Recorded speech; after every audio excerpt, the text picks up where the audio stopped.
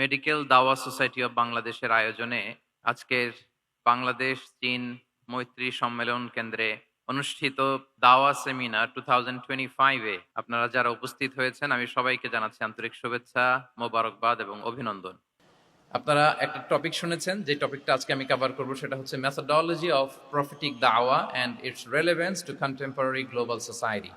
রাসূল সাল্লাল্লাহু আলাইহি ওয়াসাল্লাম কিভাবে দাওয়া কার্যক্রম পরিচালনা করতেন, ওনার মেথোডোলজি কেমন ছিল এবং বর্তমান সময়ের সাথে এর প্রাসঙ্গিকতা কেমন, এই টপিকটা নিয়ে আমি কথা বলবো।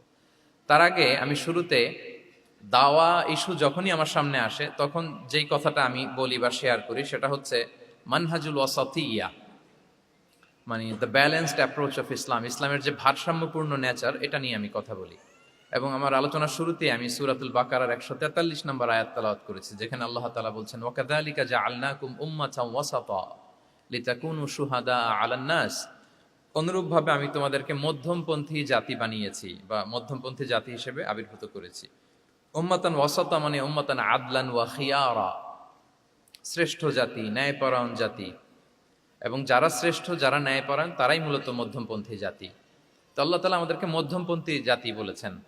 এই যে মধ্যম পন্থা আল ওয়াসাতিয়া, এটা ইসলামের অনেকগুলো অনন্য বৈশিষ্ট্যের মধ্যে থেকে একটি বৈশিষ্ট্য। বাট মাঝে মাঝে আমরা এই পন্থাটার কথা ভুলে যাই। ভুলে কি করি, অনেক সময় অনেক প্রান্তিক লেভেল থেকে কাজ করে ফেলি, চিন্তা করে ফেলি। অনেক সময় খুব বাড়াবাড়ি করে ফেলি, অনেক সময় ছাড়াছাড়ি করে ফেলি। বরং আমাদের থাকতে হবে মাঝামাঝি। তাহলে the first and foremost reminder today in this conference hall, যে আমরা বাড়াবাড়িও করব না, ছাড়াছাড়িও করব না, আমরা মাঝামাঝি থাকবো। কোথায় থাকবো? জি, মাঝামাঝি। আল ওয়াসাতিয়া, যেটা শ্রেষ্ঠ এবং যেই মেথোডোলজির কথা কোরআন আমাদেরকে জানিয়েছে। আমি যদি এটাকে ইংরেজি করি ওয়াসাতিয়া, তাহলে ইংরেজি দাঁড়াবে এরকম যে the balanced nature of Islam, ইসলামের যেই ভারসাম্যপূর্ণ যে নেচার, এটার নাম হচ্ছে মূলত আল ওয়াসাতিয়া। আপনি যদি খেয়াল করে দেখেন যে কিভাবে আমরা অন্যান্য জাতিগোষ্ঠীর তুলনায় মধ্যমপন্থী জাতি, তাহলে দেখবেন যে আমরা যদি সাইয়েদনা ঈসা আলাইহিস সালামের ব্যাপারে কথা বলি, জেসাস ক্রাইস্টের ব্যাপারে, তাহলে দেখেন ওনার ব্যাপারে ইহুদি নাসারারা কেউ বাড়াবাড়ি করেছে, কেউ ছাড়াছাড়ি করেছে। আমরা একেবারে মিডল ওয়েতে আছি। যেমন ঈসা আলাইহিস সালামের ব্যাপারে খ্রিস্টানরা কি বলে জানেন? তারা বলে ঈসা আলাইহিস সালাম হচ্ছে আল্লাহর সন্তান। নাউযুবিল্লাহি মিন যালিক। Jesus Christ is the son of God, গডের সন্তান। তাহলে দেখেন কতটা বাড়াবাড়ি করলো। ঈসা আলাইহিস সালামকে উঠাতে উঠাতে খোদার আসনে নিয়ে বসালো। বাড়াবাড়ি হয়ে গেল না এটা? তাহলে একদল খুব বাড়াবাড়ি করলো। এবার যদি ইহুদিদের কথা চিন্তা করি, ইহুদিরা কি বলে? ইহুদিরা একেবারে উল্টো। তারা বলে ঈসা আলাইহিস সালাম হচ্ছে ইবনু জিনা, মানে জারদ সন্তান। নাউযুবিল্লাহ। দেখেন তাদের প্রত্যেকের আকীদা শোনা মাত্রই আপনাদেরকে বলা লাগতেছে না যে নাউযুবিল্লাহ বলেন, আপনারা স্বতঃস্ফূর্ত ভাবেই বলতেছেন নাউযুবিল্লাহ। তার মানে একদল বাড়াবাড়ি করলো, একদল ছাড়াছাড়ি। একদল বলল তিনি আল্লাহর সন্তান বলে একেবারে আল্লাহর উপরে উঠাই ফেলছে। আরেক দল নামাতে নামাতে একেবারে পদদলিত করলো, বলল তিনি হচ্ছেন বাস্টার্ড, মানে ইবনু জিনা, জারদ সন্তান। নাউযুবিল্লাহ মিন যালিক। একদল নিয়ে গেল একেবারে উপরে, আরেক দল একেবারে নিচে। কিন্তু আমরা কি বলি দেখেন, আমরা বলি ঈসা আলাইহিস সালাম উনি হচ্ছেন আব্দুল্লাহি ওয়া রাসূলুহু, তিনি হচ্ছেন আল্লাহ তাআলার দাস বা বান্দা এবং আল্লাহর সম্মানিত রাসূল। দেখুন কতটা ব্যালেন্স এই আকীদা। আমরা আব্দুল্লাহ বলার মধ্য দিয়ে বেসিক্যালি নাসারাদেরকে রিফিউট করি, তাদের প্রতিবাদ করি আমরা যে তোমরা যে বলেছো আল্লাহ সন্তান না, ওইদিকে উঠানো যাবে না, নিচে নামায় নিয়ে আসো, উনি আব্দুল্লাহ, আল্লাহর দাস। আর রসুলহু, সম্মানিত রসুল বলে আমরা বেসিক্যালি ইহুদিদেরকে রিফিউট করি, তাদের প্রতিবাদ করি। আমরা বলি যে না, তোমরা যে বলেছো উনি জারদ সন্তান না, ওনার সম্মানকে পদদলিত করা যাবে না, উপরে উঠাইতে হবে, উঠায় রসুল ও সম্মানিত রসুল। তাহলে নাসারাদের আকীদা থেকে আমরা নিচে নেমে আসলাম, ইহুদিদের আকীদা থেকে আমরা উপরের দিকে গেলাম। ফলে এটা কি হলো? ব্যালেন্স হলো, ভারসাম্যপূর্ণ হলো, মধ্যম পন্থা হলো। তো আশা করি মধ্যম পন্থার উদাহরণটা বুঝতে পেরেছেন। আরেকটা ছোট্ট উদাহরণ দেই। আমাদের বোনদের যখন পিরিয়ড চলে তখন নাসারারা কি করে দেখেন, খ্রিস্টানরা তারা সবকিছু করে, কোনো বাজ বিচার রাখে না তখন, এমনকি ফিজিক্যাল ইন্টিমেসিতেও যায়। যখন আমাদের বোনদের পিরিয়ড চলে তখন তারা ফিজিক্যাল ইন্টিমেসিতেও যায়, কোনো বাজ বিচার নাই। এটা হচ্ছে নাসারাদের অবস্থান। আর ইহুদিদের কি অবস্থান?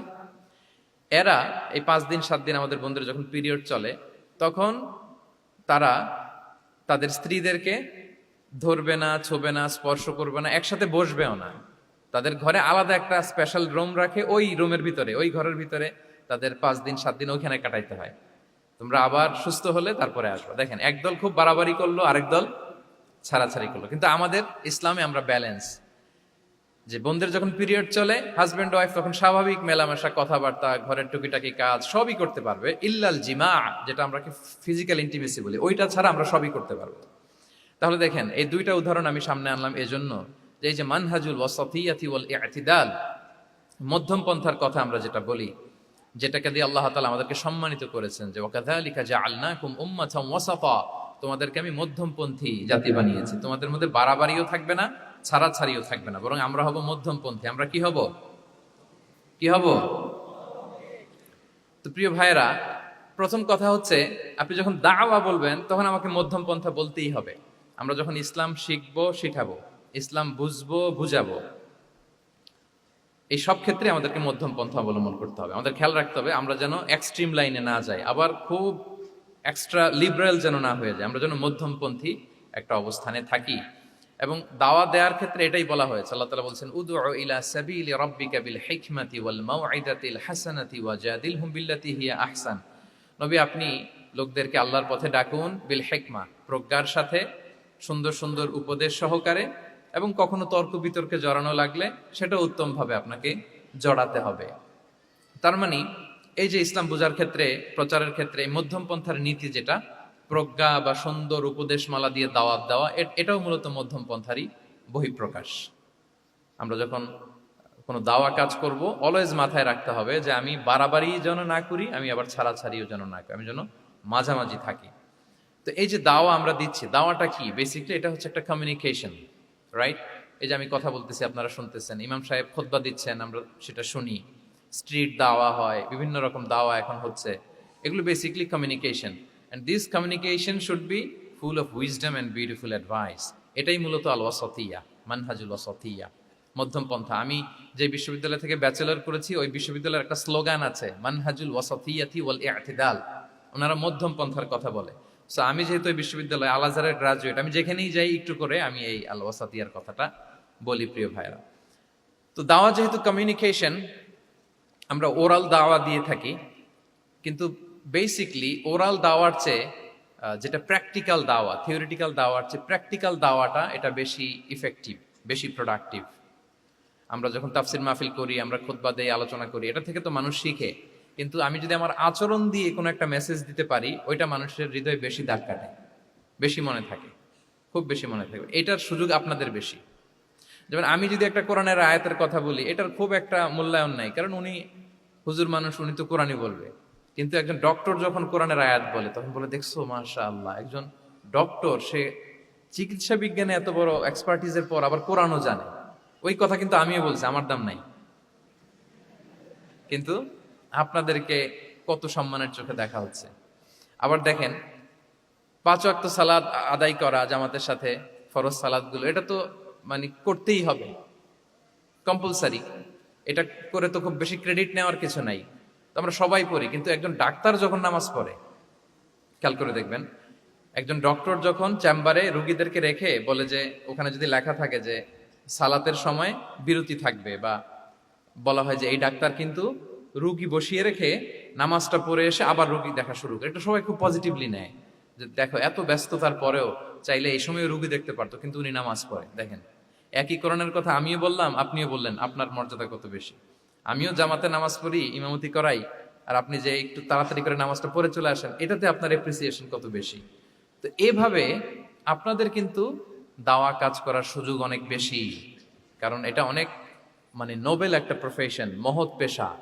আপনারা জনগণকে সরাসরি সেবা দেওয়ার যে ব্যাপারটা, এটার সুযোগ আছে। যুদ্ধ বিধ্বস্ত আপনি আহতদেরকে সেবা দিতে পারেন, আগুনে পোড়া রোগীদেরকে সেবা দিতে পারেন, দুরারোগ্য ব্যাধি, তার আর যাওয়ার জায়গা নেই, আপনি সেবা দিতে পারতেছেন। যে কোনো রোগ বালাই, যে কোনো পরিস্থিতিতে যখন একজন মানুষ অসুস্থ হয়, তখন আপনি সেবা দিচ্ছেন, তখন তার মনটা কিন্তু খুব নরম থাকে, তার মধ্যে একটা অসহায়ত্ব কাজ করে। ওই একটা অসহায় মানুষ, তার মনটা খুব নরম, ওই রকম একটা সিচুয়েশনে তারা আপনাদের দ্বারস্থ হয়। ফলে আপনাদের কিন্তু দাওয়া কাজ করার সুযোগ অনেক বেশি, এবং সেক্ষেত্রে ওরাল দাওয়ার চেয়ে আপনার যে প্র্যাকটিক্যাল দাওয়া, এটার ইফেক্ট অনেক বেশি। মানে আপনার চলনে বলনে, আপনার কথনে, কথায়, আপনার ব্যক্তিত্বে, পার্সোনালিটিতে, এটার মাধ্যমে যে দাওয়া ফুটে ওঠে ওইটা বেশি ইফেক্টিভ। নিজের আচরণ দিয়ে যে মেসেজটা দেওয়া যায় এটা সবচেয়ে ইফেক্টিভ। আপনার লেনদেন, আপনার ডিলিংস কেমন, আপনি মানুষ হিসেবে কেমন, এটা সবচেয়ে পাওয়ারফুল দাওয়া। উমরে ফারুক রাদিয়াল্লাহু তাআলা আনহু উনি ওনার ছাত্রদেরকে প্রায় বলতেন, উমরে ফারুক রাদিয়াল্লাহু তাআলা উনি বলতেন যে কুনু দুআতান ইলাল্লাহি ওয়া আনতুম সামিতুন, যে তোমরা আল্লাহর রাস্তায় দাওয়াতি কাজে বের হয়ে যাও এমন অবস্থায় যে তোমরা চুপচাপ। তো ছাত্ররা বলতো দাওয়াতি কাজও করতে বলতেছেন আবার চুপচাপও থাকতে বলতেছেন, এটা আবার কিভাবে দাওয়াত দিব? তো উমর ফারুক রাদিয়াল্লাহু তাআলা আনহু বলতেন বি আখলাকিকুম, তোমাদের আখলাক দিয়ে দাওয়াত দাও। আখলাক দিয়ে দাওয়াত দেওয়া যায় না? বলেন তো, আখলাক দিয়ে দাওয়াত দেওয়া যায় কি যায় না? যায়। এই আখলাক দিয়ে যে দাওয়াত, এটা অনেক পাওয়ারফুল। 10টা তাফসির মাহফিল করে আমি এটা করতে পারবো না। আপনি আপনার আখলাক দিয়ে, আপনার ব্যক্তিত্ব দিয়ে, আপনার লেনদেন, হ্যাঁ, এগুলো দিয়ে আপনি যে দাওয়াটা দিতে পারবেন, অন্য অনেক কিছু দিয়ে সেটা হবে না। এজন্য ওমরে ফারুক বলতেন কুনু দুআতান ইলাল্লাহি ওয়া আনতুম সামিতুন, আল্লাহ রাস্তায় দায়ী হয়ে বের হও কিন্তু চুপচাপ। কিভাবে? বলে বি আখলাকিকুম, তোমাদের আখলাক দিয়ে। এটা বেশি পাওয়ারফুল। এবং রাসূল সাল্লাল্লাহু আলাইহি ওয়াসাল্লামের ব্যাপারে যখন জিজ্ঞেস করা হতো আম্মাজান আয়েশা রাদিয়াল্লাহু তাআলা আনহাকে যে রাসূল সাল্লাল্লাহু আলাইহি ওয়াসাল্লামের আচরণ কেমন ছিল, তখন আম্মাজান আয়েশা বলতেন যে কানা খুলুকুহু আল কোরআন, কোরআনই ছিল রাসূল সাল্লাল্লাহু আলাইহি ওয়াসাল্লামের চরিত্র। পুরো কোরআনে 30 পারায় থিওরিটিক্যালি যা বলা আছে রাসূল সাল্লাল্লাহু আলাইহি ওয়াসাল্লামের জীবনীতে প্র্যাকটিক্যালি সেটা দেখানো আছে। তো আম্মাজান আয়েশা বলতেন কানা খুলুকুহু আল কোরআন, রাসূল সাল্লাল্লাহু আলাইহি ওয়াসাল্লামের চরিত্র ছিল কোরআন। ইনদামা রাসূলুল্লাহ সাল্লাল্লাহু আলাইহি ওয়াসাল্লাম ইয়ামশি আলাল আরদ কাআন্নাল কোরআনা ইয়ামশি আলাইহি, রাসূল সাল্লাল্লাহু আলাইহি ওয়াসাল্লাম যখন মদিনার রাস্তা দিয়ে হেঁটে যেতেন, as if a living Quran is walking on the street, মনে হতো একটা জীবন্ত কোরআন রাস্তা দিয়ে হেঁটে হেঁটে যাচ্ছে। তো তাহলে we should try to be a living দাঈ, জীবন্ত দাঈ, প্র্যাকটিক্যাল দাঈ। এটা যদি আমরা হইতে পারি তাহলে অনেক বেশি ইম্প্যাক্ট করা যাবে সোসাইটিতে, অনেক ইনফ্লুয়েন্স করা যাবে। যেটা বললাম যে আমাদের সততা, আচরণ, ব্যক্তিত্ব, পার্সোনালিটি, এগুলো দিয়ে আমরা যে দাওয়াটা দিতে পারি, ওরাল দাওয়া, বক্তব্য দিয়ে এটা অনেক সময় সম্ভব হয় না। এবং ডাক্তারদের জন্য এটা অনেক বড় একটা সুযোগ। তাহলে ইন্ট্রোডাক্টরি ডিসকাশনে আমি দুটা বিষয়ে কথা বললাম। এক হচ্ছে আমাদেরকে মধ্যমপন্থী হইতে হবে, মানহাজুল ওয়াসাতি ওয়াল ইআতিদাল, 1 নম্বর। 2 নম্বর হচ্ছে লিভিং দাঈ হওয়ার চেষ্টা করতে হবে, এটা বেশি প্রোডাক্টিভ এন্ড ইফেক্টিভ। বুঝতে পেরেছেন সবাই? মাশাআল্লাহ। এবার চলুন যে রাসূল সাল্লাল্লাহু আলাইহি ওয়াসাল্লামের যে প্রফেটিক দাওয়া মেথোডোলজি, কিভাবে উনি দাওয়া কাজের আঞ্জাম দিতেন, সেখান থেকে আমাদের নেয়ার আধুনিক সময়ের এর প্রাসঙ্গিকতা কি আছে, আমি 10টা পয়েন্টে আজকের এই সেমিনারে কিছু কথা উপস্থাপনের চেষ্টা করব। ওমা তাওফীকি ইল্লা বিল্লাহ। 1 নাম্বার কথা হচ্ছে, আমরা যে দাওয়া দিব, এই দাওয়া language should be very soft and mild and very touchy. দাওয়া ল্যাঙ্গুয়েজ হইতে হবে ভেরি সফট। সব সময় ইফ ইউ টক অ্যাবাউট দাওয়া, this language should be very soft and mild and touchy.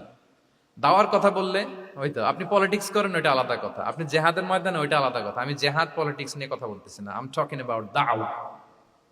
যদি আপনি দাওয়া সেমিনারের কথা বলেন, যদি মেডিকেল দাওয়া সোসাইটি নাম দেন, দাওয়া বললে আমাকে বলতে হবে দাওয়ার language should be very soft and mild. আমরা এটা অনেক সময় ভুল করে ফেলি, এটা করা যাবে না। কারণ আপনি হৃদয় থেকে যদি কোনো কথা বলেন, এটা শ্রোতার হৃদয়ে যে টাচ করে। আল্লাহর হাবিব সাল্লাল্লাহু আলাইহি ওয়াসাল্লামের কথাগুলো নিয়ে এত আলোচনা, বিশ্লেষণ, কথাগুলো এত অ্যাপিলিং কেন, এত আবেদনময় কেন? এর কারণ হচ্ছে রাসূল সাল্লাল্লাহু আলাইহি ওয়াসাল্লাম যা বলেছেন তিনি হৃদয় থেকে বলেছেন, এবং হৃদয় থেকে কথা বেরোলে এটা শ্রোতার হৃদয়ে যে টাচ করে। একটা ছোট্ট আয়াত আমি তেলাওয়াত করি, সূরা তাহার। আল্লাহ তাআলা বলছেন ফাকুলা লাহু কাওলান লাইয়িনা লাআল্লাহু ইয়াতাযাক্কারু আও ইয়াখশা। আল্লাহ তাআলা মূসা আলাইহিস সালাম এবং হারুন আলাইহিস সালাম, ওনাদের দুইজনকে বলছেন যে তোমরা দুই ভাই মিলে যাও ফেরাউনের কাছে, যে দাওয়াত দাও এবং কোমল ভাষায় দাওয়াত দাও। কি ভাষায়? কোমল ভাষায় দাওয়াত দাও। কাওলান লাইয়িনা, use very soft and mild language, very touchy language. Soft এবং কোমল ভাষায় দাওয়াত দাও কাকে? পৃথিবীর সবচেয়ে বড় সন্ত্রাস, তাই না? হ্যাঁ, দুর্ধর্ষ সন্ত্রাস, খোদাদ্রোহী, তারপর সীমালঙ্ঘনকারী। আপনি যত নেগেটিভ যা বলবেন সব যাবে ওর সাথে। ফিরআউন, লাআল্লাহু ইয়াতাযাক্কারু আও ইয়াখশা, হয়তো সে উপদেশ গ্রহণ করবে অথবা তার হৃদয়ে ভয়ের উদ্রেক হতে পারে। হয়তো তোমরা soft and mild language use করবা। মুসা এবং হারুন কোমল ভাষায় যে তোমরা দাওয়াত দিবা। আচ্ছা, কার ব্যাপারে আল্লাহ বললেন, কাকে দাওয়াত দিতে বললেন? সবাই বলেন তো নামটা। ফিরআউন। আচ্ছা, ফেরাউনের ক্ষেত্রে আল্লাহ তাআলা বললেন যে soft and mild language use করো, নরম ভাষা। আমাকে উত্তর দেন, আমাদের কারেন্ট সময় আমরা যাদেরকে জালিম বলি, যাদেরকে খারাপ বলি, ফাসিক বলি, পাপাচারী, ধরেন যে আমার মতে বা আপনাদের মতে যে সবচেয়ে খারাপ, পাপাচারী, জালিম, ওই জালিমটা কি ফেরাউনের চেয়ে বড় জালিম? আমাদের চোখে যে জাহান্নামী, যে নিকৃষ্ট খারাপ পাপী যাকে আমি মনে করি, যদিও এরকম মনে করার সুযোগ আমাদের নাই, কে জান্নাতি কে জাহান্নামী এটা ডিসাইড করবে কে? আল্লাহ তাআলা। কিন্তু আমাদের চোখে যে পাপী, যে ভুল করেছে, যে জালিম, ওই জালিমগুলো, খারাপ লোকগুলো কি ফেরাউনের চেয়ে বেশি খারাপ ছিল? ছিল? ওই ফেরাউনের ক্ষেত্রে আল্লাহ বলেছেন ফাকুল আলাহু কাউলান লাইকিনা, সফট ল্যাঙ্গুয়েজ ইউজ করো মুসা এবং হারুন, কোমল ভাষা ব্যবহার করো, হয়তো তার ভুল ভেঙে যাবে, হয়তো সে উপদেশ গ্রহণ করবে। তো তাহলে দেখেন কত বড় ভুল আমরা করি। আমরা মাঝে মাঝে এমন অ্যাটাকিং মুডে কথা বলি, এমন আগ্রাসী হয়ে কথা বলি, ওর মানার এক সুযোগ থাকলেও ও মানবে না। কি বলেন? যাও মানার একটু ইচ্ছা ছিল, আমার এই অ্যাটিটিউডের কারণে সে আর এটা শুনবে না। এটাই মানুষের স্বভাব। আপনি আগ্রাসী হয়ে অ্যাটাকিং হয়ে কথা বলে মানুষ এটা শোনে না। তাহলে দাওয়ার প্রফিটিক এক নাম্বার মেথোডোলজি হচ্ছে দাওয়ার ল্যাঙ্গুয়েজ হইতে হবে very soft and very mild. আল্লাহ তাআলা সূরাতু আলে ইমরানে বলছেন ফাবিমা রাহমাতিম মিনাল্লাহি লিনতা লাহুম ওয়ালাউ কুনতা ফাদদান গালিযাল কলবি লানফাদ্দু মিন হাওলিক। নবী হে, আল্লাহর অনুগ্রহে, আল্লাহর রহমতে আপনি কোমল ভাষী হয়েছেন। আপনি কোমল ভাষী না হয়ে যদি রূঢ় ভাষী হতেন, তাহলে মানুষজন আপনার কাছ থেকে ভেগে ভেগে পালাতো। কিন্তু আমরা দেখতাম যে সাহাবারা রাসূল সাল্লাল্লাহু আলাইহি ওয়াসাল্লামের কাছে শুধু জড়ো হইতে চেত, দেখা করতে চেত, রাসূলকে ঘিরে রাখতো, এত পছন্দ করতো রাসূল সাল্লাল্লাহু আলাইহি ওয়াসাল্লামের কোমল আচরণের কারণে। ইভেন ফ্যামিলিতে কোনো সমস্যা হলে, অনেক সাহাবারা বলতেন ফ্যামিলির সাথে সমস্যা হলেও তারা রাসূলের কাছে চলে আসতো। এমনকি কারো পেটে ক্ষুধা লাগলেও তারা রাসূলের দরবারে চলে আসতো। তারা বলতো রাসূল সাল্লাল্লাহু আলাইহি ওয়াসাল্লামের চেহারার দিকে তাকালেই আমাদের ক্ষুধা মিটে যেত। কি কোমল ভাষী ছিলেন, কত সুন্দর সফট ল্যাঙ্গুয়েজ রাসূল সাল্লাল্লাহু আলাইহি ওয়াসাল্লাম ইউজ করেছেন। হ্যাঁ, রাসূল সাল্লাল্লাহু আলাইহি ওয়াসাল্লাম কখনো যে কঠোর ভাষায় কথা বলতেন না তা না, মাঝে মাঝে বলতেন, কিন্তু বেশিরভাগ ওনার দাওয়া ছিল সফট অ্যান্ড মাইল্ড। মাঝে মাঝে প্রেক্ষাপটের আলোকে রাসূল সাল্লাল্লাহু আলাইহি ওয়াসাল্লাম অনেক সময় তেজস্বী জ্বালাময়ী ভাষণ দিতেন, মনে হতো ব্যাটালিয়নকে কমান্ড করছেন। এটা মাঝে মাঝে চেহারা লাল হয়ে যেত, গড়গড় করতেন যুদ্ধের আগে। কিন্তু রেগুলার বেসিসে রাসূল সাল্লাল্লাহু আলাইহি ওয়াসাল্লাম খুব কোমল ভাষায় কথা বলতেন। তাহলে এক নম্বরে যেটা জানলাম, যদি আপনি দাওয়া মেন্টালিটি, দাওয়া মোডে থাকতে চান, আপনার ভাষা হতে হবে শক্ত না নরম? সফট হইতে হবে, কোমল। কারোর প্রতি আগ্রাসী হয়ে যেন আমরা কথা না বলি, অ্যাটাকিং মুডে যেন না বলি, বললেও শুনবে না। এটাই মানুষের নেচার, সফট ল্যাঙ্গুয়েজে বলতে হয়। ফেরাউনকে যদি বলা হয় ওর সাথে ভালোভাবে বলো, তো আমাদের আশেপাশে যারা আছে এরা তো আরো এদেরকে সম্মান দিয়ে নরম করে বলা উচিত। কি বলেন? জি, এক নম্বর গেল। দুই নম্বর হচ্ছে দাওয়াকে ফলপ্রসূ করতে হলে রাসূল সাল্লাল্লাহু আলাইহি ওয়াসাল্লাম যেটা করতেন, শ্রোতাদের অনেক সময় মনোযোগ আকর্ষণের জন্য উনি অনেক ধরনের টুলস, অনেক ধরনের জিনিস তিনি ব্যবহার করতেন। যেমন একটা পদ্ধতি রাসূল সাল্লাল্লাহু আলাইহি ওয়াসাল্লামের ছিল, রাসূল সাল্লাল্লাহু আলাইহি ওয়াসাল্লাম মানুষের আকর্ষণ বৃদ্ধির জন্য মাঝে মাঝে প্রশ্ন ছুড়ে দিতেন অডিয়েন্সকে, drawing attention of the listener by throwing questions. Question throw করার মাধ্যমে অ্যাটেনশন গ্রো করতেন। হাদিসে এরকম অনেক উদাহরণ পাওয়া যায়। একটা ছোট্ট হাদিস শেয়ার করি, সহিহ মুসলিমে এসেছে। রাসূল সাল্লাল্লাহু আলাইহি ওয়াসাল্লাম একবার সাহাবাদেরকে বললেন, ইন্না মিনাশ শাজারি শাজারাতান লা ইয়াসকুতু ওয়ারাকুহা মাসালুহা মাসালুল মুসলিম। রাসূল সাল্লাল্লাহু আলাইহি ওয়াসাল্লাম জিজ্ঞেস করলেন, তোমরা কি কেউ বলতে পারবা বৃক্ষরাজির মধ্যে একটা বৃক্ষ আছে, গাছের মধ্যে একটা গাছ আছে যেই গাছের কখনো পাতা ঝরে না, ওই গাছের পাতা কখনো ঝরে না। এর দৃষ্টান্ত হচ্ছে মুসলিমের দৃষ্টান্তের মতো। বলতো ফাহাদ্দিসুনি মা হিয়া, বলতো ওই গাছটা কি? কে বলতে পারো? আপনারা তো সব একেবারে পেরে গেছেন। তো সাহাবারা ওই দিন কেউ বলতে পারেন নাই। কারণ কি জানেন? একে তো আমরা জানি হাদিস স্টাডি করার কারণে। হাদিস স্টাডি না করলে তো আমরা বলতে পারতাম না, আমাদের দেশে তো খেজুর গাছ অত হয় না। তো ওনারা কেউ বলতে পারে না। এর কারণ হচ্ছে তারা ভাবছিল প্রশ্ন যেহেতু করছে, এটা যেন তেন প্রশ্ন, এটা কঠিন কোনো গাছের একটা নাম বলতে হবে। তো বাড়ির পাশে যে খেজুর গাছ, মদিনার অলিতে গলিতে যে খেজুর গাছ ভর্তি, এই দিকে আর ওনাদের অ্যাটেনশন যায় না। ওনারা চলে গেছে মরুভূমিতে, ইয়ামানে, তারপর একেবারে ডেজার্টের মাঝখানে কি কি ক্যাকটাস, গুলমলতা, কি কি গাছ আছে ওগুলো আওড়াচ্ছে মনে মনে। ভাবতেছে যে খেজুর গাছের কথা তো রাসূল সাল্লাল্লাহু আলাইহি ওয়াসাল্লাম আমাদের জিজ্ঞেস করার কথা না, এ তো আমাদের গাছ, বাড়ির পাশের গাছ। তো কেউই আর বলতে পারে নাই। এরপর রাসূল সাল্লাল্লাহু আলাইহি ওয়াসাল্লাম যখন দেখলেন সবাই অপারগ, রাসূল সাল্লাল্লাহু আলাইহি ওয়াসাল্লাম বললেন, ইন্নাহা আন-নাখলা, এটা হচ্ছে খেজুর গাছ, ডেট প্লান্ট। তো আব্দুল্লাহ ইবনে ওমর রাদিয়াল্লাহু তাআলা আনহু বাড়িতে যাওয়ার পরে ওমরে ফারুককে তার বাবাকে বললেন যে, বাবা, আজকে যে রাসূল সাল্লাল্লাহু আলাইহি ওয়াসাল্লাম প্রশ্ন ছুড়ে দিলেন, আপনারা যে কেউ পারলেন না, উত্তরটা কিন্তু আমি পারতাম। তোমার ফারুক বললেন, বলো কি তুমি পারতা? তো বললা না কেন? তুমি আজকে উত্তর দিতে পারলে তো রাসূলের সামনে আমার বুকটা এত বড় হয়ে যেত। মানে লাল উট পেলে আরবরা যেই খুশি, আমি এর চেয়ে বেশি খুশি হতাম। তখন উনি বললেন যে আপনি পারতেছেন না, অন্যান্য বয়স্ক সাহাবারা পারতেছে না, মুরব্বীরা কেউ যেহেতু বলে নাই, আমি বিনয়ের খাতিরে উত্তরটা দেই নাই, কিন্তু আমি জানতাম যে এটা খেজুর গাছ। তাহলে দেখেন রাসূল সাল্লাল্লাহু আলাইহি ওয়াসাল্লাম অ্যাটেনশনটাকে ড্র করার জন্য প্রশ্ন ছুড়ে দিতেন। আপনারা তো মানে প্রশ্ন ছড়াই তো আপনাদের কাজ, যে কি অবস্থা, শরীরটা কেমন, পেট ঠিক আছে কিনা, ঘুম হয় কিনা, কমন প্রশ্ন না আপনাদের? আপনাদের কাছে গেলেই তো প্রথমে জিজ্ঞেস করে যে হজম হয় কিনা, তারপর ঘুম আসে কিনা, এই হয় কিনা, অনেক প্রশ্ন আপনারা করেন। তো এইভাবে আপনি যদি আস্তে আস্তে প্রশ্নের ছলে যদি তাকে আপনি দাওয়া দিতে চান, আপনি কিন্তু দিতে পারেন। এটা রাসূল সাল্লাল্লাহু আলাইহি ওয়াসাল্লামের একটা দাওয়া মেথোডোলজি ছিল। দুইটা বলে ফেললাম, একটা হচ্ছে দাওয়ার ল্যাঙ্গুয়েজ হতে হবে অনেক শক্ত, নাকি হ্যাঁ নরম, সফট এন্ড মাইল্ড। দুই নাম্বার হচ্ছে প্রশ্ন ছুড়ে দিয়ে শ্রোতাকে আকর্ষণ করা, মনোযোগ আকর্ষণ করা। তিন নাম্বার ভিজুয়াল এক্সপ্লেনেশন, রাসূল সাল্লাল্লাহু আলাইহি ওয়াসাল্লাম এটা করতেন যাতে করে আরো সহজে বোঝানোর জন্য। এটা নিশ্চয়ই আপনারা করেন। রাসূল সাল্লাল্লাহু আলাইহি ওয়াসাল্লামের দাওয়া জিন্দেগিতে দেখা যায় প্রায় সময় কিছু উনি ভিজুয়াল এক্সপ্লেনেশন নিয়ে এসেছেন সাহাবাদের সামনে, যাতে করে সাহাবারা to get a better idea of the issue, আরো ইজিলি বুঝতে পারেন। যেমন একবার রাসূল সাল্লাল্লাহু আলাইহি ওয়াসাল্লাম অনাথ ইয়েতিমদেরকে যারা দেখভাল করে তাদেরকে মর্যাদা, এটা বোঝাতে যে রাসূল সাল্লাল্লাহু আলাইহি ওয়াসাল্লাম দুই আঙ্গুল উঁচু করে একবার বললেন যে আনা ওয়া কাফিলুল ইয়াতীমি ফিল জান্নাতি কাহাতাইন, অর্থাৎ আমি এবং এতিমের রক্ষণাবেক্ষণকারী কিয়ামতের দিন এভাবে কাছাকাছি প্রতিবেশী হয়ে থাকবো। এই দুইটা আঙ্গুলের মাঝখানে যেমনি খুব একটা স্পেস নাই, গ্যাপ নাই, মানে একেবারে কাছাকাছি, নেইবরিং ফিঙ্গার, রাইট? আমি এবং এতিমের রক্ষণাবেক্ষণকারী এভাবে নেইবর হয়ে থাকবো। এই যে ভিজুয়াল এক্সপ্লেনেশন দেখছেন, এই যে দাওয়ার মধ্যে মাঝে মাঝে এরকম ভিজুয়াল এক্সপ্লেনেশন করতে হবে যাতে করে শ্রোতারা বুঝে। রাসূল ইসলাম এটা করেছেন। মুসনাদে আহমদে এক হাদিস এসেছে, রাসূল ইসলাম একবার খেজুরের একটা ডাল নিয়ে মরুভূমির মধ্যে একটা দাগ টানলেন। খত্তালানা রাসূলুল্লাহ সাল্লাল্লাহু আলাইহি ওয়াসাল্লাম খত্তান, একটা স্ট্রেইট লাইন দিয়ে রাসূল সাল্লাল্লাহু আলাইহি ওয়াসাল্লাম বললেন এটা হচ্ছে সিরাতুল মুস্তাকিম। সাহাবাদের দৃষ্টি আকর্ষিত হলো, সবাই মনোযোগী হয়ে উঠলো, তাই নাকি? এটা সিরাতুল মুস্তাকিম, যে দোয়া আমরা প্রতিদিন করি, ইহদিনাস সিরাতাল মুস্তাকিম। খেজুরের ডাল দিয়ে স্ট্রেইট লাইন কেটে বললেন এটা হচ্ছে সিরাতুল মুস্তাকিম।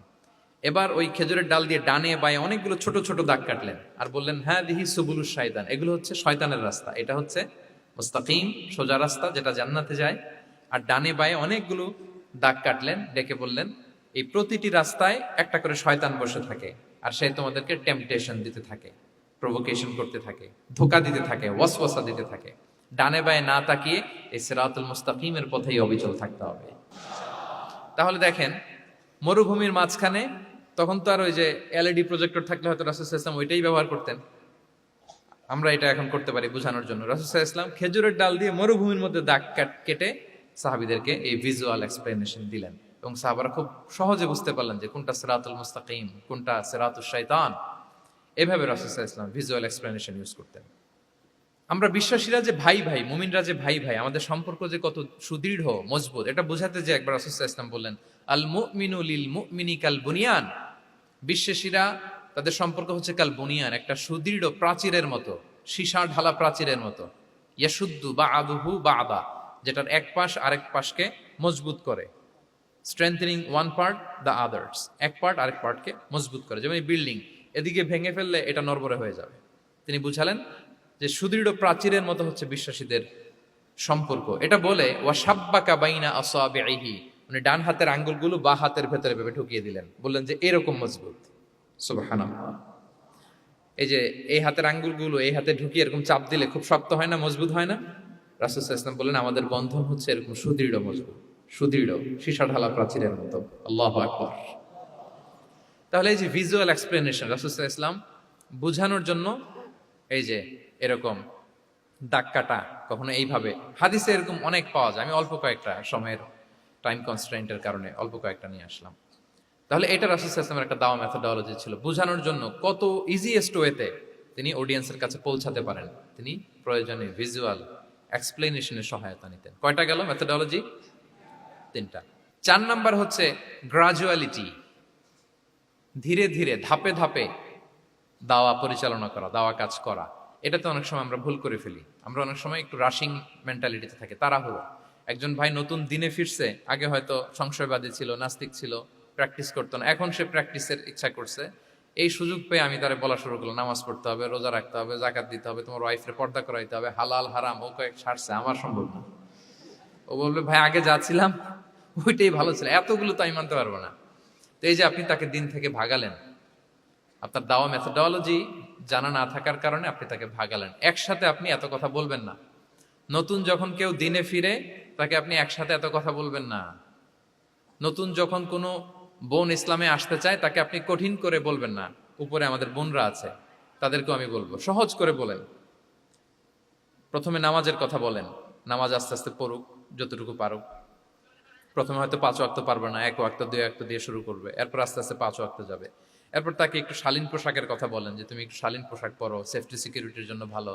সেটাতে অভ্যস্ত হলে তাকে হেজাবের দাওয়াত দিবেন আপনি, হেজাবে অভ্যস্ত হলে নেকাবের দাওয়াত দিবেন আপনি। এইভাবে গ্রাজুয়ালিটি, ধাপে ধাপে, একসাথেই কঠিন করে দিনকে উপস্থাপন করা যাবে না। দাওয়া is a gradual process, gradually যাইতে হবে। Beginning with the most important issue first, তারপর যেটা ইম্পর্টেন্ট, তারপর যেটা ইম্পর্টেন্ট, ধাপে ধাপে আপনি তাকে বলবেন। আপনারা নিশ্চয়ই সবাই মদ হারাম হওয়ার যে স্টেপগুলো আছে জানেন না? কয়বারে হারাম হয়েছে? 3 বারে। ওয়াসআলুনাকা আনিল খামরি ওয়াল মাইসির কুল ফীহিমা ইসমুন কাবীরু ওয়া মানাফিউ লিন-নাস ওয়া ইসমুহুমা আকবারু মিন নাফিহিমা। প্রথমে বললেন মদে কিছু উপকার আছে কিন্তু এটার গুনাহ বেশি, ক্ষতি বেশি, কিন্তু সামান্য উপকার আছে। তো মানুষ সচেতন হয়ে গেল যে না, এটা কিন্তু গুনাহ আছে, ক্ষতি আছে, সাবধান হইতে হবে। মদ খাওয়া কমায় দিল। আচ্ছা, এরপর বলা হলো ওয়ালা তাকরাবুস সালাতা ওয়া আনতুম সুকারা, মাতাল হয়ে মদ খাওয়া অবস্থায় নামাজে যেও না। কারণ কোন এক সাহাবী নামাজে এমন ভাবে তেলাওয়াত করলেন, অর্থ চেঞ্জ হয়ে গেল। ফলে দিনে 5 বার মদ খাওয়া যাবে না। এই আয়াত দিয়ে তো তাই বোঝা যায়, তাই না? 5 বারের জন্য যখন সাবধান হয়ে গেল, আরো তারা অভ্যস্ত হয়ে গেল। এরপরে নাজিল হলো ইন্নামাল খামরু ওয়াল মাইসিরু ওয়াল আনসাবু ওয়াল আজলামু রিজসুম মিন আমালিশ শাইতানি ফাজতানিবু। মদ, জুয়া, ভাগ্যলিপি এগুলো শয়তানের কাজ, এগুলো থেকে বেঁচে থাকো। সবাই মদিনার ঘরের ভেতরে মদের বোতল যেগুলো ছিল ভেঙে সব রাস্তায় মদ দিয়ে মদিনার অলিগলি সয়লাম। সুবহানাল্লাহ, কারো কষ্ট হয়নি, কারণ ধাপে ধাপে মদকে হারাম করা হয়েছে। কেউ যদি চেইন স্মোকার থাকে, আপনি যদি বলেন যে স্মোকিং হারাম, কালকে থেকে একটাও খেতে পারবে না, ও পারবে? ও তো মারা যাবে। ও সব বাদ দিতে পারবে, স্মোকিং বাদ দিতে পারবে না। তো কি করবেন? তাকে আপনি অল্প অল্প করে, যে একটু একটু করে ছাড়ো। এই যে রমজান আসতেছে, সারাদিন তো করতেই পারবা না, রাতে 2-3টা করে খাইও, বেশি খাইও না। না মানে ছাড়ানোর জন্য বলতেছে আর কি। যে 10টা খায় তারা যদি আপনি 2টা খাইতে বলেন, এটা তো আপনি দাওয়াই দিলেন নাকি, কমাইতে বললেন তো। সিগারেটের প্রতি তার উৎসাহিত করতেছি না আমরা। চেইন স্মোকার ও 10টা ছাড়া হয় না প্রতিদিন। তো এই রমজানে আপনি তারা বললেন যে সারাদিন তো তুমি না খেয়ে থাকবা, রাতে 1টা 2টা বা 3টা গেল। প্রথম দশকে 3টা, এরপরের দশকে 2টা, তারপরের দশকে 1টা। যে 1টা খায় তারপরের দিন তো সে চাইলে ছেড়েও দিতে পারে, কি বলেন? এইভাবে গ্রাজুয়ালি তাকে ছাড়ানোর জন্য অভ্যস্ত করতে হবে। তাহলে এই গ্রাজুয়ালিটিটা দরকার। আমি হাদিস থেকে, সিরাত থেকে একটা উদাহরণ দেই, শুনুন। রাসূল সাল্লাল্লাহু আলাইহি ওয়াসাল্লাম মুআয ইবনে জাবাল রাদিয়াল্লাহু তাআলা আনহুকে ইয়ামানের গভর্নর করে পাঠালেন। তো তখন তাকে বললেন যে মুআয, ইন্নাকা তাআতি কওমান মিন আহলিল কিতাব, তোমাকে এমন একটা এলাকার গভর্নর করে পাঠাচ্ছি, তারা কিন্তু আহলি কিতাব, মানে people of the books, Jews and Christian community, তারা ইহুদি খ্রিস্টান। সো তাদেরকে যখন দাওয়াত দিবা, ধাপে ধাপে দিবা। কিভাবে দিবা? তিনি বললেন ফাদউহুম ইলা শাহাদাতি আন লা ইলাহা ইল্লাল্লাহ ওয়া আন্না মুহাম্মাদুর রাসূলুল্লাহ। প্রথমে দাওয়াত দিবা তাওহীদ আর রিসালাতের। আওয়াজ করে বলেন, প্রথমে কিসের? তাওহীদ এবং রিসালাতের। আচ্ছা, ফাইনহুম আতাউ লিযালিক, তারা যখন এটা মেনে নেয়। আরবিটা খেয়াল করেছেন অর্থটা? ফাইনহুম আতাউ লিযালিক, তাওহীদ রিসালাত যদি মেনে নেয় তাহলে তাদেরকে 5 ওয়াক্ত নামাজের দাওয়াত দিও। 5 ওয়াক্ত নামাজে যখন তারা অভ্যস্ত হয়ে যায়, ফাইনহুম আতাউ লিযালিক, যখন তারা এটাও মেনে নেয় তখন তাদেরকে যাকাতের আদেশ করো।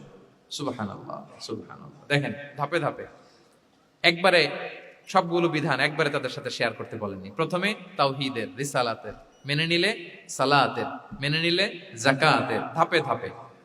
তাহলে একবারে কেউ নতুন যখন দিনে ফিরেছে, একবারে সবকিছু তার ঘাড়ে চাপিয়ে দিবেন আপনি? কি করবেন? গ্রাজুয়ালি, ধাপে ধাপে আমরা এই দাওয়াটা তাদেরকে দেওয়ার চেষ্টা করব। এটা খুব ইফেক্টিভ হবে, ফলপ্রসূ হবে।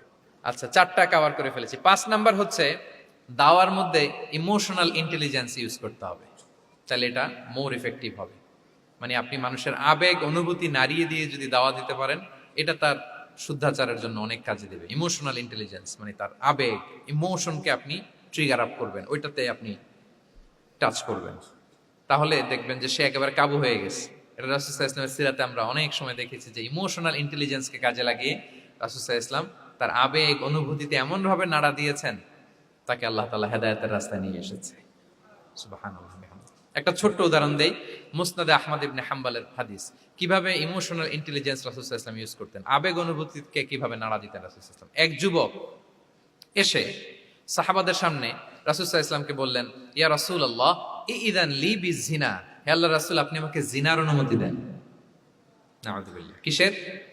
জিনার, মানে ব্যভিচারের অনুমতি দেন, ব্যভিচার বা জিনার অনুমতি দেন। আশেপাশের সাহাবারা তো রেগে মেগে আগুন। ফাআকবাল আল কওমু আলাইহি ফাজাজারু, সবাই তাকে দৌড়ে ধরতে গেল আর ধমকাতে লাগলো, ছি ছি ছি, মাহ মাহ, আমরা যেটা বাংলায় বলি ছি ছি, আরবিতে ওনারা কি বলে? মাহ মাহ, ছি ছি, কি বলো তুমি? লজ্জা শরমের মাথা খেয়ে তুমি রাসূলুল্লাহর দরবারে এসে বলতেছে, হে আল্লাহর রাসূল আপনি জিনার অনুমতি দেন। যে রাসূল আল্লাহর পক্ষ থেকে বাণী শোনায়, ওয়ালা তাকরাবুজ জিনা, তোমরা ব্যভিচারের নিকটবর্তীও হয়ো না, আর তুমি সেই নবীর কাছে এসে আবদার করতেছো জিনার অনুমতি দেন। তারা যখন তেরে আসলো এই যুবকের দিকে, রাসূল সাল্লাল্লাহু আলাইহি ওয়াসাল্লাম তাদেরকে থামালেন, বললেন যে তোমরা থামো, যুবককে ডেকে আনো আমার কাছে। যুবককে নিয়ে আসা হলো, রাসূল সাল্লাল্লাহু আলাইহি ওয়াসাল্লাম তাকে পরম আদরে কাছে টেনে নিলেন। এবার তাকে জিজ্ঞেস করলেন, তুমি জিনার অনুমতি চাও না? বলে যে ইয়া রাসূলুল্লাহ, জি জিনার অনুমতি চাই। তখন রাসূল সাল্লাল্লাহু আলাইহি ওয়াসাল্লাম বললেন, তুমি আমাকে উত্তর দাও তো, তুমি বলো তো যে আতুহিব্বুহু লি উম্মিক, তুমি কি পছন্দ করবে যে কোনো পরপুরুষ তোমার মায়ের সাথে এই জিনাটা করুক? তোমার এটা ভালো লাগবে? সে বলে, লা ইয়া রাসূলুল্লাহ, না কখনো না, আমার মায়ের সাথে কেউ এই পাপাচারে লিপ্ত হবে, এটা কোনো মানুষ মেনে নেবে না। আমি কেন, কেউ মেনে নেবে না। তারপর রাসূল সাল্লাল্লাহু আলাইহি ওয়াসাল্লাম তাকে বললেন, আতুহিব্বুহু লিবনাতিক, তুমি তোমার কলিজার টুকরা সন্তান, কন্যা সন্তানের সাথে, তোমার কন্যার সাথে কেউ এই পাপ কাজটা করুক, এটা তুমি মেনে নিবে? এটা তুমি পছন্দ করো?